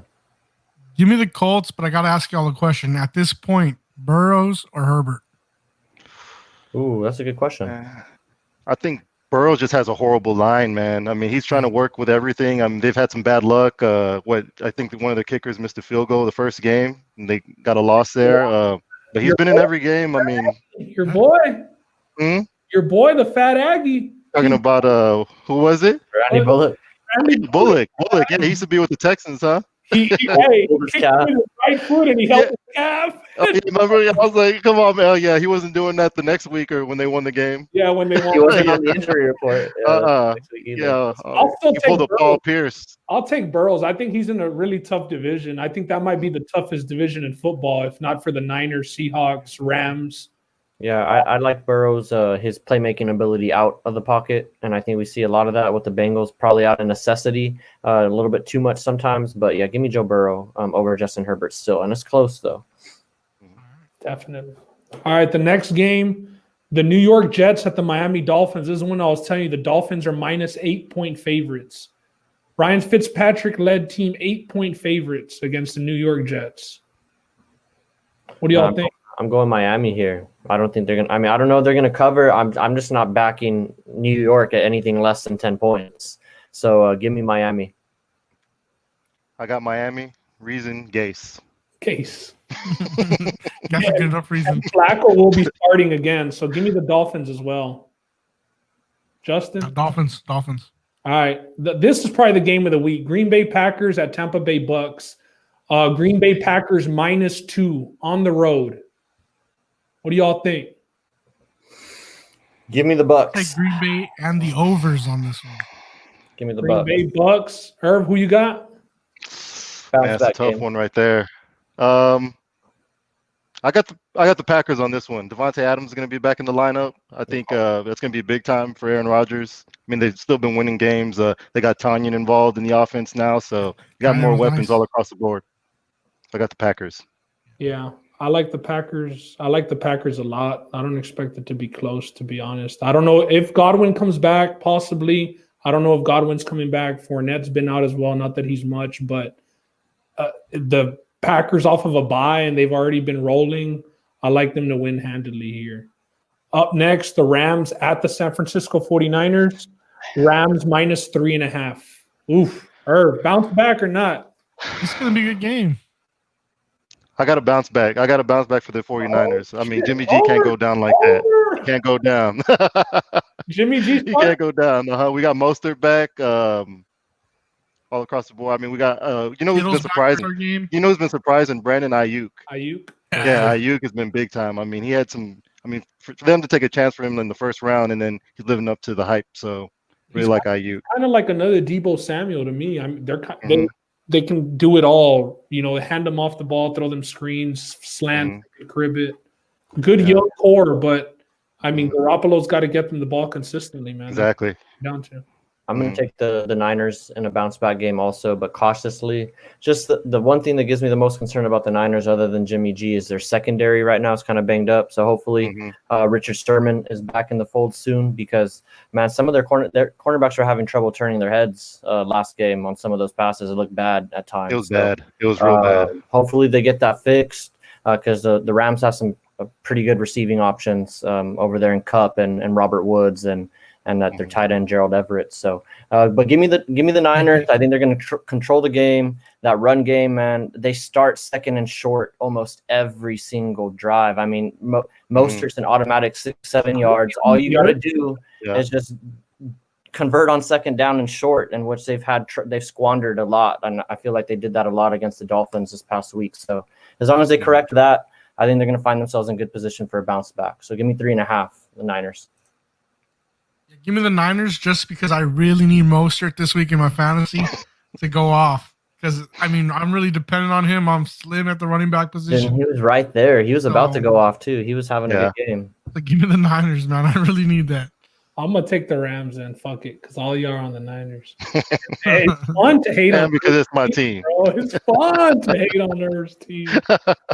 Hey, man, I actually went with the Texans, so. That's true, Irv, but when the Lakers did win, didn't I tell you, hey, it's only right. I was talking all my shit. After game one, when the Rockets took it, you thought it was over. I mean, you thought the small ball was really going to win, and I told you, like Aaron Rodgers, relax. I said, relax. And I said it was only right for him to come on the podcast and have a little victory parade over here. Hell yeah.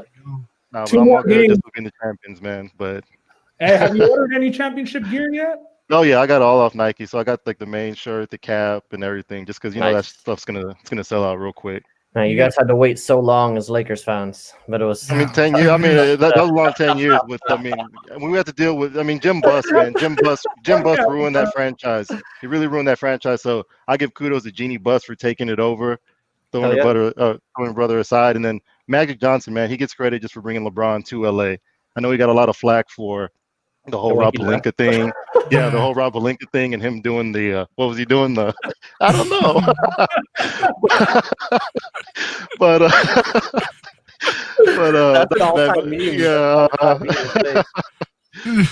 he's the one that got it started, and then Pelinka and the whole team finished it, man. So, I mean, what can you say, man? I mean, champions.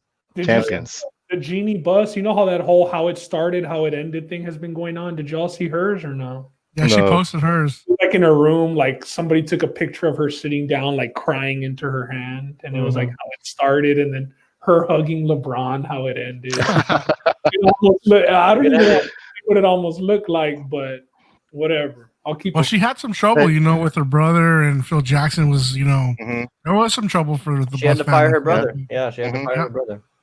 So she is the first majority woman owner.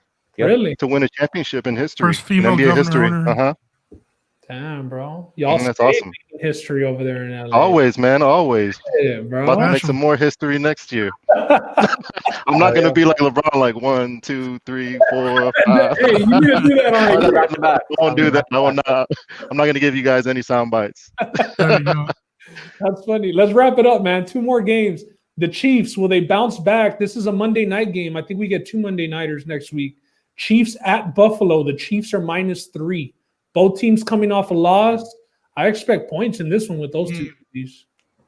Give me the Chiefs. You said this was a Monday night game? It's a Monday night game. Yep. Good game. Give me the Chiefs. You got the Chiefs rolling? Irv? I got the Chiefs. Chiefs also? Too much, yeah. It's crazy to see them losing. Chiefs. I'm going to go with the Chiefs also. Fuck it. Yeah, especially coming after a loss. In the last one, the Arizona Cardinals at the Dallas Cowboys. Arizona Cardinals -2.5 point favorites. What do y'all think? Give me the Cowboys, baby. Let's go. We're getting the Red Rocket era started off good. And I just have to do it because I'm a Cowboys fan. And, I mean, the Cardinals defense isn't that strong. I was going to say that. And Chandler Jones is out with a bicep injury, so that's a pass rush right there. The offensive line should be okay. With no Chandler Jones there, so give me a heavy doses of Zeke Elliott. I can't say his name right now, and I think the Cowboys are going to eke this one out. I think the Cardinals take this one, man. I think Kyler Murray back in Texas, being motivated, having a lot of family around. Played in that stadium before, and played in that stadium like plenty of times. Yeah, so yeah, I'm going with the Cardinals on this one. No hate to the Cowboys, but fair enough. This game will tell me how I'll pick the Cowboys for the rest of the season, just to get to see Red Rocket with a full game.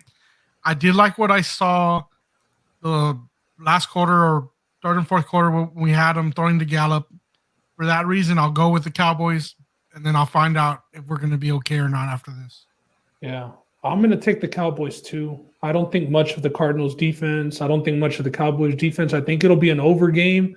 Hopefully the Cowboys will just double Hopkins or something, man, because it's literally what drives the Cardinals right now. If Murray's not hitting Hopkins, the offense isn't moving too much. So I'll go with the Cowboys to control the ball, time of possession, keep Kyler Murray out on the sidelines. I think that they'll win straight up, the Cowboys.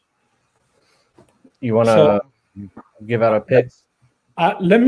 After we do our MMA after this, we'll give it out at the end of the episode, Roland, for that, just so I can get something together. But just to recap, last week, I gave out the Browns +2 as a straight play, and Roland gave out a teaser of the Browns +9 and Steelers down to PK. The Steelers one was a little scary for a bit, but they ended up stopping the Eagles, and both of those came in. So 2-0 last week on the picks. And Irv, man, appreciate you joining us, bro. It was overdue. Yeah, no, overdue, man. Thank y'all for having me anytime. I'm glad you came on and were able to get your Lakers shit off here on this platform. I could have had the celebration, with banners and everything in the back, but I'm just going to keep it cool. You could have had the bottle. We're all just there. Yeah, the champagne bottle, the goggles. The goggles.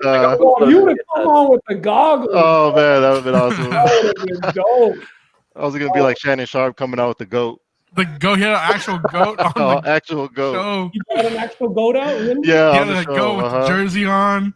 Go James. Go James. Go James. They've taken over, man. I think that they're better than First Take now. Oh, they've been better. Yeah, I definitely enjoy watching that a little better. Not so much Colin, but I do enjoy watching them a little better. But yeah, man, appreciate you coming on. You got plug Twitter, Instagram, whatever. Where can people find you at? Yeah, I got it right there. It's a butter on bread. Oh yeah, there you go. Or you can just search me by Irvin Taylor, EARVIN. Xbox. Anything else you want to plug? Butter on bread on Xbox, right? Yeah, it's butter space on space bread. So you can find me on Xbox too whenever you want to get that work. Hey, he won't play Madden or 2K though, all right? But no, we do need to get on the 2K21. 2K21. Yeah. 2K21 and then Call of Duty Modern Warfare. Play some Warzone. Warzone. Yeah, the Warzone. That's what we get on a lot. No, played that with Ben a couple times. Yeah. I know Ben's the drag on the team. I'm the dead weight. Yeah. he's a Adam Morrison. Beast that calling out though. You got the suit at the end of the bench. Bogey. He's getting that free ring. Hey, well, thanks for joining us, man. We appreciate it. It was fun. Sir. All right, man. Thank y'all. All right. Thank you. All right, we're at the point of the show where we like to give out our weekly NFL picks. The guys are 2-1 apiece this past week on picks. Ben, Roland, what kind of picks we got this week? Tell them. You go first. Okay, all right. Well, I've been on the teaser train the past. Where actually I gave out a teaser last week. I'm going to give out another teaser this week. So the teaser that I like, I picked them in the pick'em contest against the spread. So I'm just going to add 7 points. This is a 7.2 team teaser. You're going to tease the Bears up to 8.5. You're crossing a couple key numbers. You're crossing 3, you're crossing 4, and you're crossing 7. Those are some of the most commonly, I guess, known game differentials in the NFL. So you're getting them at plus 8.5. You're getting a tough defense. The Bears are still ranked in the top 10 in defense. And I think they're going to be able to run the ball. And they've looked a little bit better on offense these past couple of weeks with Nick Foles under center. So give me the Bears plus 8.5. And I'm going to pair them with another team that I picked in the pick'em, is adding another 7 points to their spread. The spread has moved a little bit. So it's going to be the Texans plus 10. So it's going to be the Texans plus 10. And the Bears plus 8.5. We gave out the Texans in the pick'em at 5.5, but the line has since moved. So if you're going to go and try and put in that pick, you're going to get the plus 10. So it's Texans plus 10 and the Bears plus 8.5 for me. 7.2 team teaser. And for me, speaking of another line that moved, we just went over this, and the Packers were -2 against the Bucks. The line is now at a pick'em, so I guess money coming in the Bucks' way, backing the Bucks, expecting them to bounce back after losing to the Bears on that Thursday night. You know, they have extra time to prepare, but the thing is, the Packers are coming in off their bye week, so they've been preparing as well. Undefeated, motivated with an Aaron Rodgers. Now I don't even have to give up the 2 points. It's just a straight up PK. I really like the Packers in this game, so I'm going to go with the Packers straight up PK for me this week. And that'll wrap it up for the picks. Hopefully we'll both go 1-0 each again this week, pushing us to 2-0 for back-to-back weeks. But let's finish off the podcast with a little bit of MMA news. We haven't talked too much MMA the last couple podcasts. We will be back to have the weekly contest pick'em this week.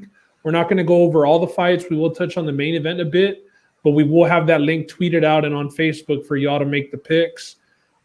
Big news happening today or yesterday, I believe, but today they finally, in the bantamweight division, we have a title fight book. Yeah, Aljamain Sterling, a guy, the Funk Master, a guy who we all like on here. We all have high hopes podcast. He's up against the champ, Peter Yan. That fight set for UFC 256, I believe December 12th it is. Yep. So really looking forward to that fight. I think that we're going to get Aljamain Sterling at some underdog money.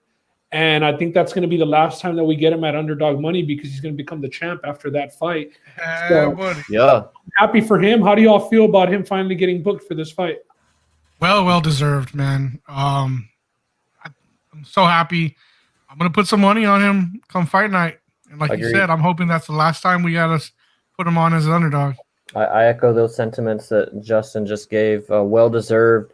Too often we see in the UFC the more deserving person get looked over because they're looking for a more lucrative matchup to drive pay-per-view sales or what have you. So that was kind of looking like the route that was going to happen with Aljamain Sterling, but his resume as of late is just too strong to overlook. I mean, he is the clear-cut number one contender. Like, that's one of the more clear things, I think, in the UFC in that bantamweight division.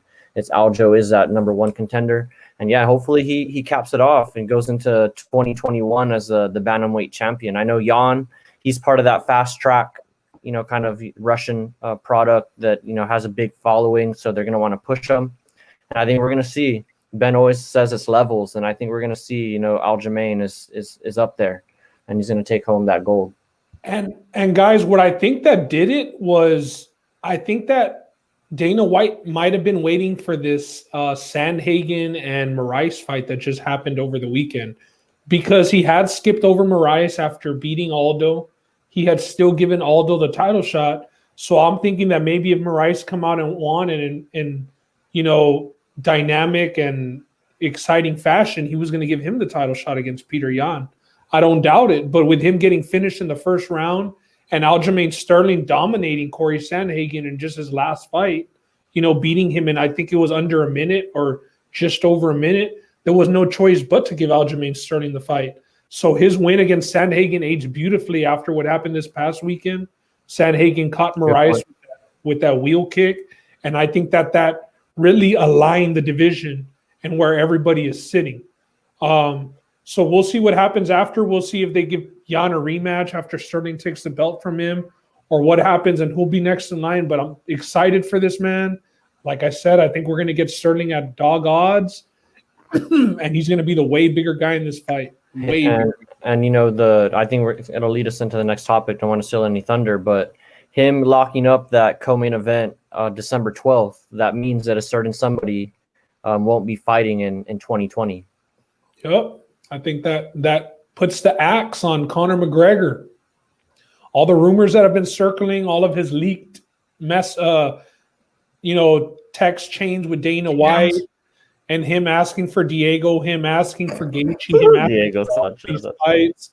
And and even Dana White telling him, like, bro, I would lose my fucking license if I made that fight versus you and Diego Sanchez. Like, let's be realistic here, pal. Today Dana comes out and says, hey, I spoke to ESPN. They made a date just for you, January 23rd. You against Poirier. It's a yes or no, and it's on you now. Conor's stipulations were, I want to fight before the year ends. So it seems like they're not meeting his criteria, although it is a couple of weeks, away, a couple of weeks extended from when he wanted to fight. I think that this is the best that it's going to get for him. I don't think that they're going to budge into the new year, and I think that we're going to see it's put up or shut up time. There's some fighters saying that Conor doesn't even really want to fight. He verbally accepted. Verbally accepted. Yeah, he tweeted out that he accepts, and he wants it to happen at Cowboy Stadium. He said Jerry Jones is a personal friend and that they'll make it happen. So Cowboy Stadium also allowing fans in. So that would make sense. I don't think that Dana White wants Conor McGregor to fight without fans. Without Cowboy Stadium does make a lot of sense. Not that they're going to sell it out or pack it up, but you could put 20,000 people into the stadium. You know what I mean? For a fight. Yeah. So, I mean, it looks like everything's aligning, and let's hope that they do make this happen. I think that it's a good fight for both guys, man. I think that Poirier is live in that fight. I think that Poirier can take a punch and give a punch. He obviously has a chip on his shoulder losing the fight earlier in his career to Conor. I'm going to be pulling for him, and I hope that this comes through, man. I think it comes through.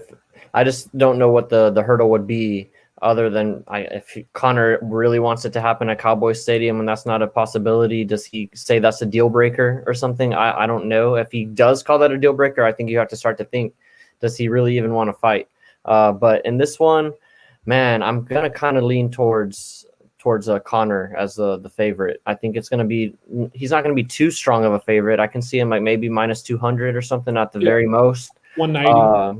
190.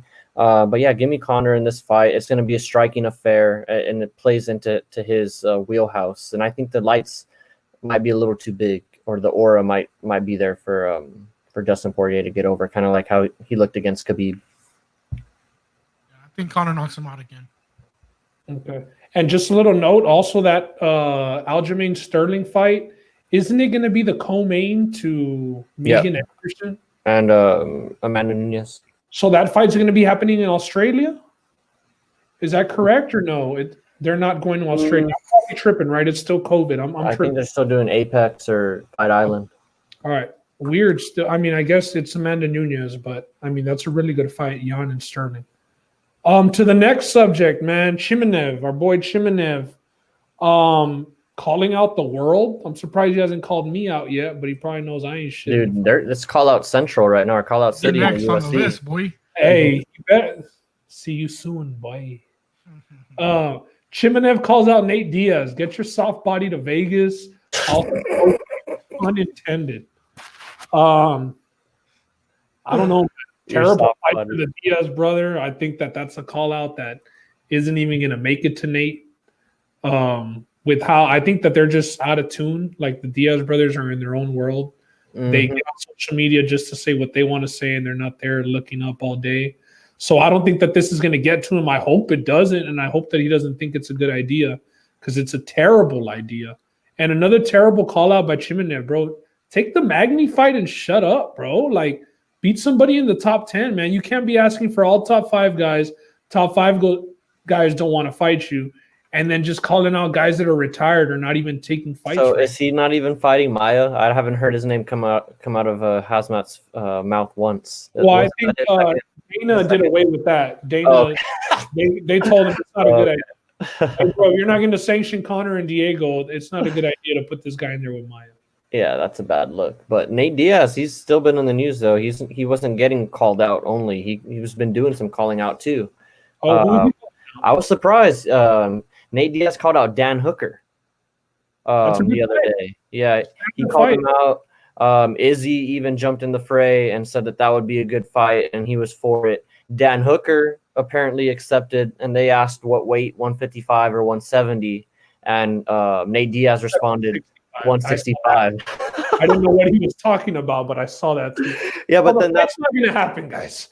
Pretty much, the fight's not going to fucking happen. But that led to Dustin Poirier throwing his name in the ring and saying, "Hey, I'll fight you, Nate Diaz." And then Nate Diaz was like, "Yo, I don't know where he was going with this, but he's like, I already whooped you and Conor."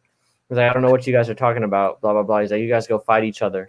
So I'd like to see Diaz in there with Hooker. I think that'd be a good fight. A winnable fight. It's a winnable fight. Mm-hmm.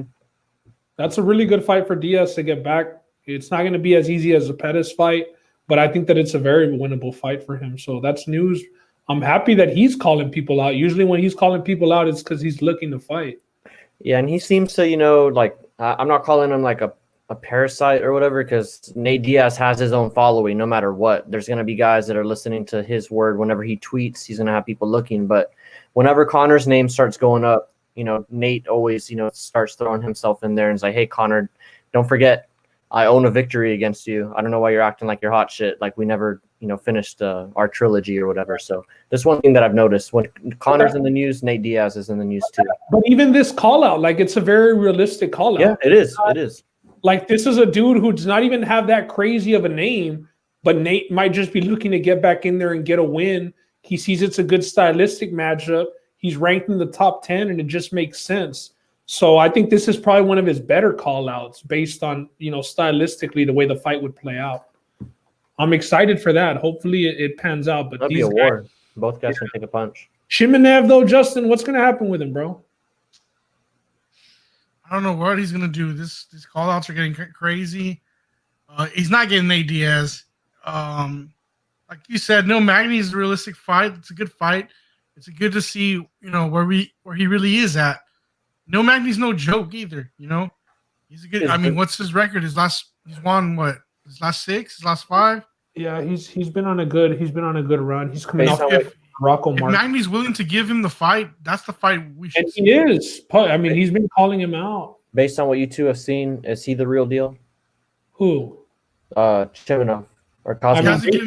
Based on what I've seen so far, but you want to see round time because there's a lot of these guys just the other dude, the Ronda Rousey protege who fought Brunson and got manhandled. These guys make it undefeated to these main big spots, and then they're forced to go more than one round, and it's like they're lost, like they're stuck in the mud. So from what I've seen so far, yes, I mean, impeccable. It's been perfect, but we got to see him fight a guy ranked number 8 or 10 like Magny before he starts biting off all these other, like, people talking about Kobe Covington and shit. Like, you know, like, there's levels, and maybe he will be at that level, but let's see him climb to that level. Let's not just, you know, throw him right at it. Yeah. Speaking of Covington, is that match next for him, Masvidal? Seems Is like it? that seems like that's a trend. Just to see who's Trump's best mascot, or what? I mean, they're both sure, on the whatever, right? campaign But tour with him. I'm just saying because they're both on the tour with him. They are. yeah, but I just want to keep it away from that. I just think they have some That makes sense. They're both still Some heated- contenders. stuff from the gym, you know, There's, ex-best friends, and With Kobe leaving the gym, it makes it even more possible now too, with him being at a new gym. And honestly, I think that Masvidal is a fight that he thinks that he could win. I think that he's pretty confident that he can win that fight just in training with him so much. you're right, all them. Yeah. I think I might edge towards a Colby in that fight as much as I like Masvidal. Just stylistically, I think it works for Colby. It'll be like the Burns fight all over again for Masvidal. Just pressure on him. We've seen the videos of them training, and Colby ragdolls him every time. That's why I think that Colby's so confident. It's not like he's ever backed down to fighting Masvidal. He's always been like, all right, we'll do it. So not a good matchup for Masvidal, in my opinion. Give him a striker. That's better. Exactly. Khabib was obviously he's fighting next week. He's doing media rounds, and the He's topic pretty of well spoken. yeah. Man, I hate when Khabib fights, man. Why? Why is that? There's always some talk from his manager every time he gets a little bit of limelight. So Khabib's fighting, so now Ali can come out and the shine's on them. Yeah. And then he goes and he says, you know, Ferguson's out of it. What happened to him is that's it for him. It bothers me, man. And it happens every time Khabib fights. He's always got to put people down. Hey, but I hate it. I hate it. but Tony came out of nowhere too and was like, "Yo," he's like, "Khabib, I'm coming for you, fathead. Like I'm still at your neck." And what do you expect Tony to say? What do you expect Khabib to say? Khabib, there's still some hard feelings there, and I think it's fair game. What he said, it was a little crazy, I guess. So not crazy, but it's just a little meek or meager. You know, the tone that he was using, saying that, you know, he's done. You don't come back from a war like that or taking damage like that. And does he have a point? Does he have a point? I think he does. I don't think that we know. I mean, Khabib's never been through damage like that, so I don't think that he would know. But then again, like, if Khabib's not going to fight, McGregor's off the table. At least said that out publicly. Ferguson's off the table. He said that publicly. He already fought Poirier. So is Khabib just not going to fight anymore, or what's going to happen?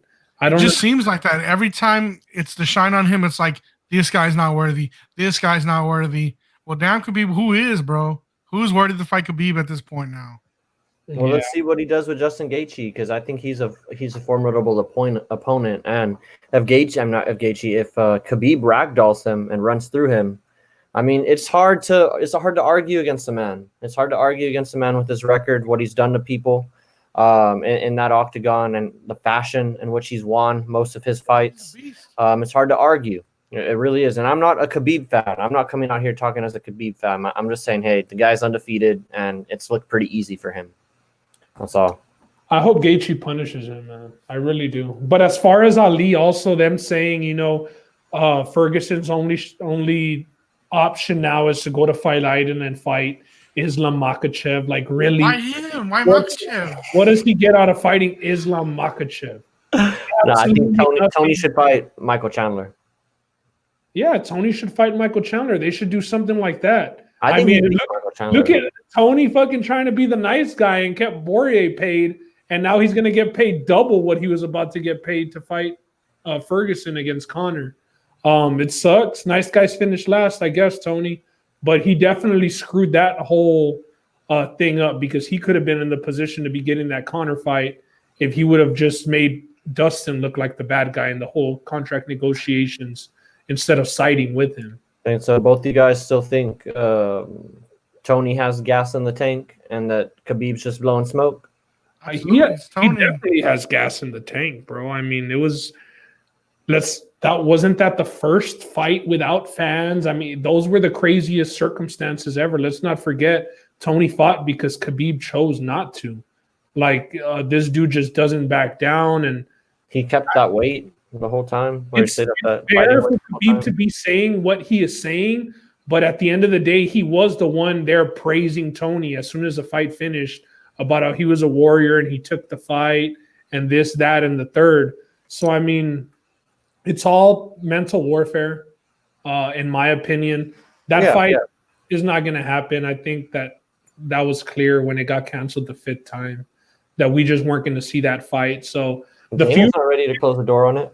The feud will continue. No, Ferguson's never going to be ready to close the door on it. No, neither is Dana. Dana said that he could still see it for a 6th time. Yeah, I heard a little soundbite of his too, saying that it's not completely shut. Anybody? I mean, he can't get. Ferguson just needs to win. If he gets a dub, gets it in convincing fashion, I think he puts himself right there just because of the feud that he has with Khabib.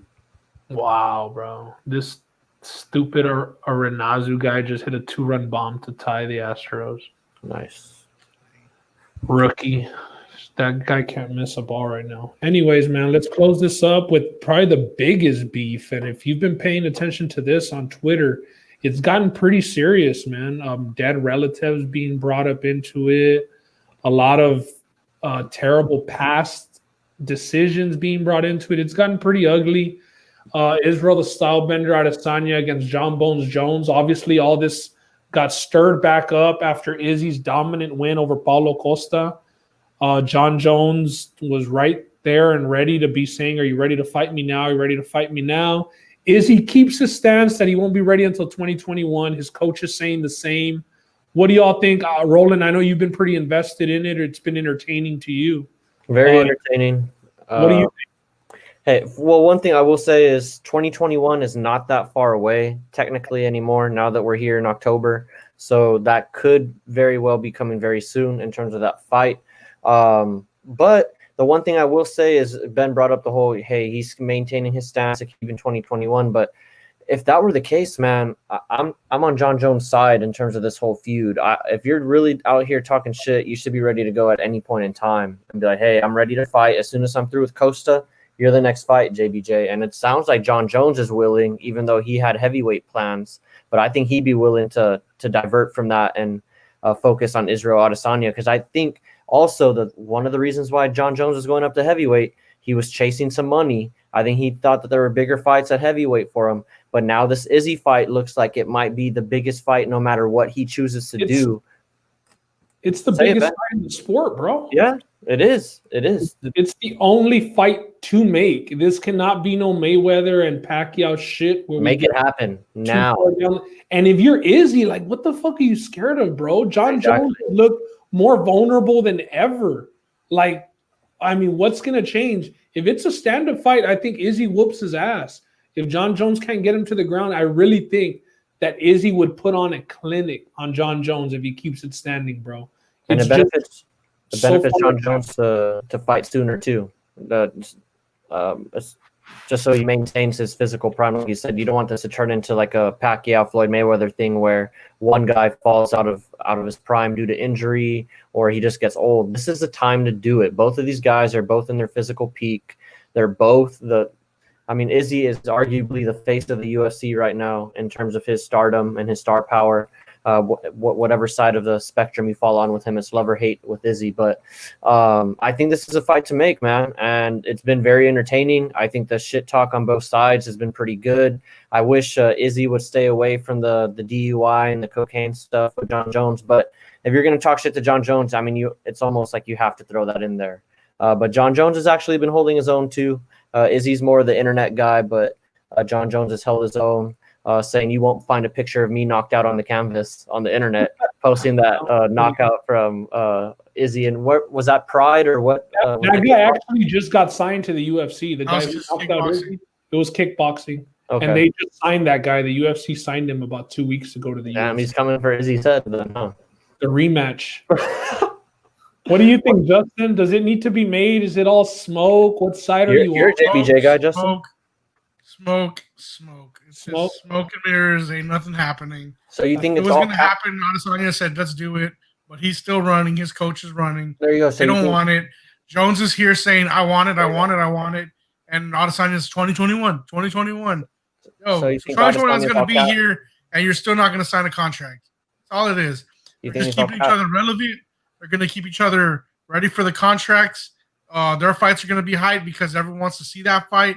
It's just relevancy. They're just hyping each other up. But I mean, they haven't even announced a fight for John Jones at heavyweight. Like, he's not scheduled for anything. It's just been like, oh, he's going to heavyweight. There's not a He's fight already scheduled. training. The guy's looking already bigger. There's not a fight scheduled for Izzy yet. They got to get this fight done soon, man. I mean, maybe John Jones does one fight at heavyweight, but I can't imagine he's going to be fighting. I don't see near this the ever limit. happening. He's going to be at the minimum for the heavyweight. It's not going to be too far cry to get to that light heavyweight. That's the thing is, though, if John Jones goes and fights at heavyweight, I don't see him going back down to 205. So it's either now or it's never. And Dana White has even gotten wind of it, and he kind of has gotten he says wind that, like, of it. And he's like, yeah, we need to have a talk. But honestly, bro, the thing is, this is something that John Jones is never going to drop. And Izzy could have this fight whenever he wants, because I think John Jones really dislikes Izzy so much that he wants to whoop his ass, that if Izzy said, okay, now's the time, in July of 2021, I think John Jones would be, boom, send me the papers. Now, let's do it. I think this is going to be on the table for Izzy for a while. And it's only smart for him to wait it out and, like you said, let John Jones decrease off of his prime a little bit more. He's a Slow smart down once he goes heavyweight too, because it's harder to be that fast at heavyweight. and then dropping the weight is going to be a whole nother process, getting the science back to make John Jones make a healthy 205. He's playing the game. He's good at playing the game. He's a good internet troll. The guy knows what he's doing. John Here's Jones. my question for you. But it is all cap though, because John Jones brings up the point, and I'll leave it off of the let Justin talk. But Izzy's 31 years old. John Jones is 33. Like, the whole thing about Izzy needing time, that's bullshit, man. They're so close in age. Like, it's not like Izzy's a 27-year-old. He just got into the UFC. This guy has years and years and years and years and years of combat experience, and he's shown that he's walking through the UFC. So if you're gonna talk all that shit, like Justin's saying, man, you better be ready to go now. And that this whole on my terms, I get it, it's smart, but don't be talking so much shit. That's my thing. I know you have to talk shit. It's part of the game. You're gonna do that. That's who you are. You're Israel Adesanya. You're the internet troll. You're the style bender. You got everybody on your side on Twitter. I get it. You're supposed to do that. But in your heart of hearts, you know you're not ready to fight John Jones, but you're still talking crap. It's a little weird for me. My question for you guys: money. Who's the A side? Who's the B side in that fight? I think Jones still has to get paid more, just based off what he's done in the sport, the longevity, how many title defenses he has. You got to think he just has a bigger number off the bat as it is. And he's the allure, I think, in the fight. I mean, I think Izzy's running through the competition right now, and I think that Izzy needs John Jones to draw. But they equally need each other, though, because John Jones doesn't have another big matchup, I think, out there that he would draw close to as many pay-per-view buys if he was teaming up with somebody in the heavyweight division. Maybe the Brock Lesnar comeback or something. Would it be bigger than DC and Jones? Oh yeah.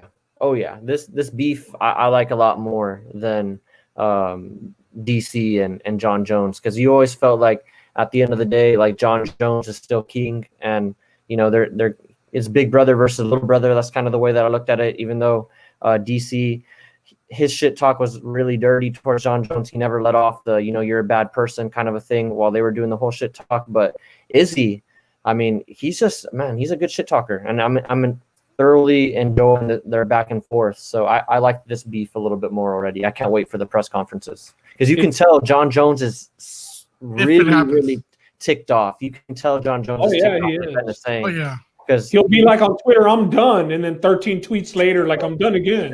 Yeah, because with DC, you could tell that John Jones is always like, yeah, but it's whatever with you. They Like have a brawl in the hotel lobby. Yeah, Like Jon Jones is good at this, bro. He's good at. I mean, obviously McGregor's the best at it, but Jon Jones is good at making these rivalries because if he does get this to happen and he can milk out 2, possibly 3 fights if they go 1-1, I mean, he's not going to get a bigger payday than that. I want to see the fight happen, and I'm hoping that Dana White makes it happen. But closing it off, let's just talk about the main event for this weekend. This has been a fight that's been in the making for a while. We got Brian Ortega, who hasn't fought in 2 years. It's going to be his first action since getting his ass whooped by Max Holloway in that title fight. He's fighting the Korean Zombie. The Korean Zombie right now is a 2-1 favorite against Brian Ortega. It's going to be a 5-round fight due to it being a main event. It is on Fight Island. These guys do have a little beef also. I know John Park, I believe he's a rapper from Korea. And we know that aquel Modelo boy, Brian Ortega slapped. Yeah, we've discussed it on the podcast where he punched his translator. He slapped his translator. So this fight has been brewing for a while. What do y'all think? Does Ortega come back improved? Does he come back with better stand-up? What are y'all expecting out of this fight? I'll let Justin take this one. I expect an improved Ortega, but how much can he improve in 2 years on that stand-up? Because that stand-up was not. That's a long time. Should have been for Holloway. He's still not going to be at that level. Shannon is going to have the upper hand. The Korean Zombie on the striking. But if Ortega gets it to the ground, that's going to be Ortega's world right there. So that's his path to victory. Get it to the floor. So who do you have? What way does it play out? Oh, man, I don't like the 2-year layoff. I don't. I'm going to go with Korean Zombie on this one. But I'm a fan of Ortega. I would want him to win, but I'm going to stop picking guys that I just like because that doesn't always happen for me. So give me the Korean Zombie on this one. 2-year layoff's too much. Yeah, I don't like the 2-year layoff. I don't like what I last saw from Brian Ortega. Stylistically, I don't like this fight for him. I think he's going to be tempted to want to stand up with the Korean Zombie, and it's not going to work out for him. So, yeah, give me the Korean Zombie. I think Brian Ortega, he got on that hype train a little too fast, with the way that he was choking guys out, and they pushed him pretty quickly. But maybe he gets back on the right track, but I'm not calling it here. I'm going with the Korean Zombie. Yeah, one big thing that I forgot to mention, Henzo, I believe it's Henner Gracie that coaches Ortega, tested positive for COVID, so he won't be in the corner. That's his main coach. That's his head chief corner. I think that's a big deal. I do expect Ortega to be improved on his hands, but I just think that it's a complete different class. I think that the Korean Zombie has been doing this too long. I think that he's on, one of his windows closing for that title opportunity. I think that if he does get this win, it sets him up perfectly, especially if he wins convincingly, to be the next guy up for the title just based off the fact that they haven't given him a title shot. He brings that whole other Korean aspect to it, the fan base. So I'm expecting a big performance from him, get a little bit of payback for his translator. And I think that he dominates Brian Ortega, kind of what I'm hoping for. But that's the way that I see the fight going. This is the weekend I will not be tuning in to the UFC. Really? I will be watching another sport, and that is boxing. This weekend, Vasily Lomachenko versus Teofimo Lopez. It's going to be a good fight. Oh, what are the odds on that? Let me look. Odds are Lomachenko minus 450, Lopez plus 350. Oh. Saturday, October 17th, 10 p.m. Eastern on ESPN. Where is that in Connecticut? Or where's that? It'll be in Vegas. Vegas, okay. MGM Grand. That's good value on Lopez. Yeah, man, I like Lopez. I'm more of a fan of Lopez, but man, the footwork on Lomachenko, of course. But I'm here to see Lopez get that knockout. I'm hoping he can rock him. Last fight for Lomachenko, he did get touched up a little bit. He got rocked, but he came back and won. I think, though, Lopez's power is undeniable. I think if he gets a hold of him, he can do it. And I'm pulling for the underdog and Lopez here. Nice. We got some Bellator tomorrow also, right? On Thursday. Really? I think tomorrow. Yeah. I think it's Bandejas is fighting Ego. Ricky I think Bananas. that's one of the main events or the co-main event in that one. The MVP fought. I'm sure that he won. I didn't see exactly how it went, but Oh, because that was in Paris, so they had an early start. right. And I think this might be on cable television. I was seeing Bellator, if I'm not mistaken. I think it might be on. Yeah, I think. Yeah. So we'll get. CBS Sports Network actually for this week. They did away with Paramount, I believe, Justin. I don't think that they're with Paramount anymore. I think that they're on CBS. Yeah. Hey, so we will get the link out for the pick'em. We'll probably have 3 or 4 fights on there. I know Jessica Andrade is on the card. Some other notable names. Not the greatest card, but a good little warm up for next week and what's going to be the Gaethje and Khabib. For that one, we're going to try and get a guest on to do a breakdown of that card. At least all the main card fights. It is a pretty good card next week. So Thursday's card for Bellator, Cyborg. Chris Cyborg, that's the main event. There you go. Cyborg, yeah. CBS Sports Network. What's the call? What does it have odds next to her name? Like minus 2,000 what? I don't have the odds on it. Here, I'll pull it up real quick. Bellator 248. Let's see if it's even lined. Fighting. Nah, on it. it's not even lined. Patricky Pitbull versus Jalil Willis. So Patricky's back. Wow, not a decent card for a Thursday, and there is no Thursday night football tomorrow, so kind of. Bandejas and Higo. That's going to be good, like Ron said. Awad and Nalo. Yeah, Bandejas is a short good card. favorite, minus 160 right now. Yeah, that's a decent card, especially for a Thursday. Yeah. But yeah, man, that wraps up what episode 23. 23 in the books, guys. We're doing episode 23 the week after LeBron gets another Finals MVP. The LeBron episode, the Jordan episode, Okay. episode number 23. Yeah, man. A shout out to Irv for joining us. Appreciate him coming shout out. on. Thank you for your time, Irv. It's good talking a little bit of Aggies. We're not going to be doing that very often. Just throwing Not shots. this season, at least, because of, just special season with college football and teams. No, just but I'm playing just saying because we ain't their Aggies league. fans on here, bro. That's I know. But no, it was nice having Irv, and we'll see who we can get on to talk some MMA with us next week. All right, guys. Thank you all for tuning in. Available on all podcast platforms, Facebook and Twitter. Hit us up. Anytime y'all want to talk sports, hit us up on one of those platforms. Someone's going to reply. So thank Mask you. on. Yep. Mask Let's on. get this Astros win, man. Mask on. I'm supposed to be the franchise player, and we're in here talking about practice. I mean, listen, we talking about practice. Not a game, not a game, not a game. We talking about practice. Not a game, not a game. Me. Bam, bam. Me, man. Not a game. Slap that like she scored 30. We talking about sports. I mean, what we even talking about, man? We talking about sports here.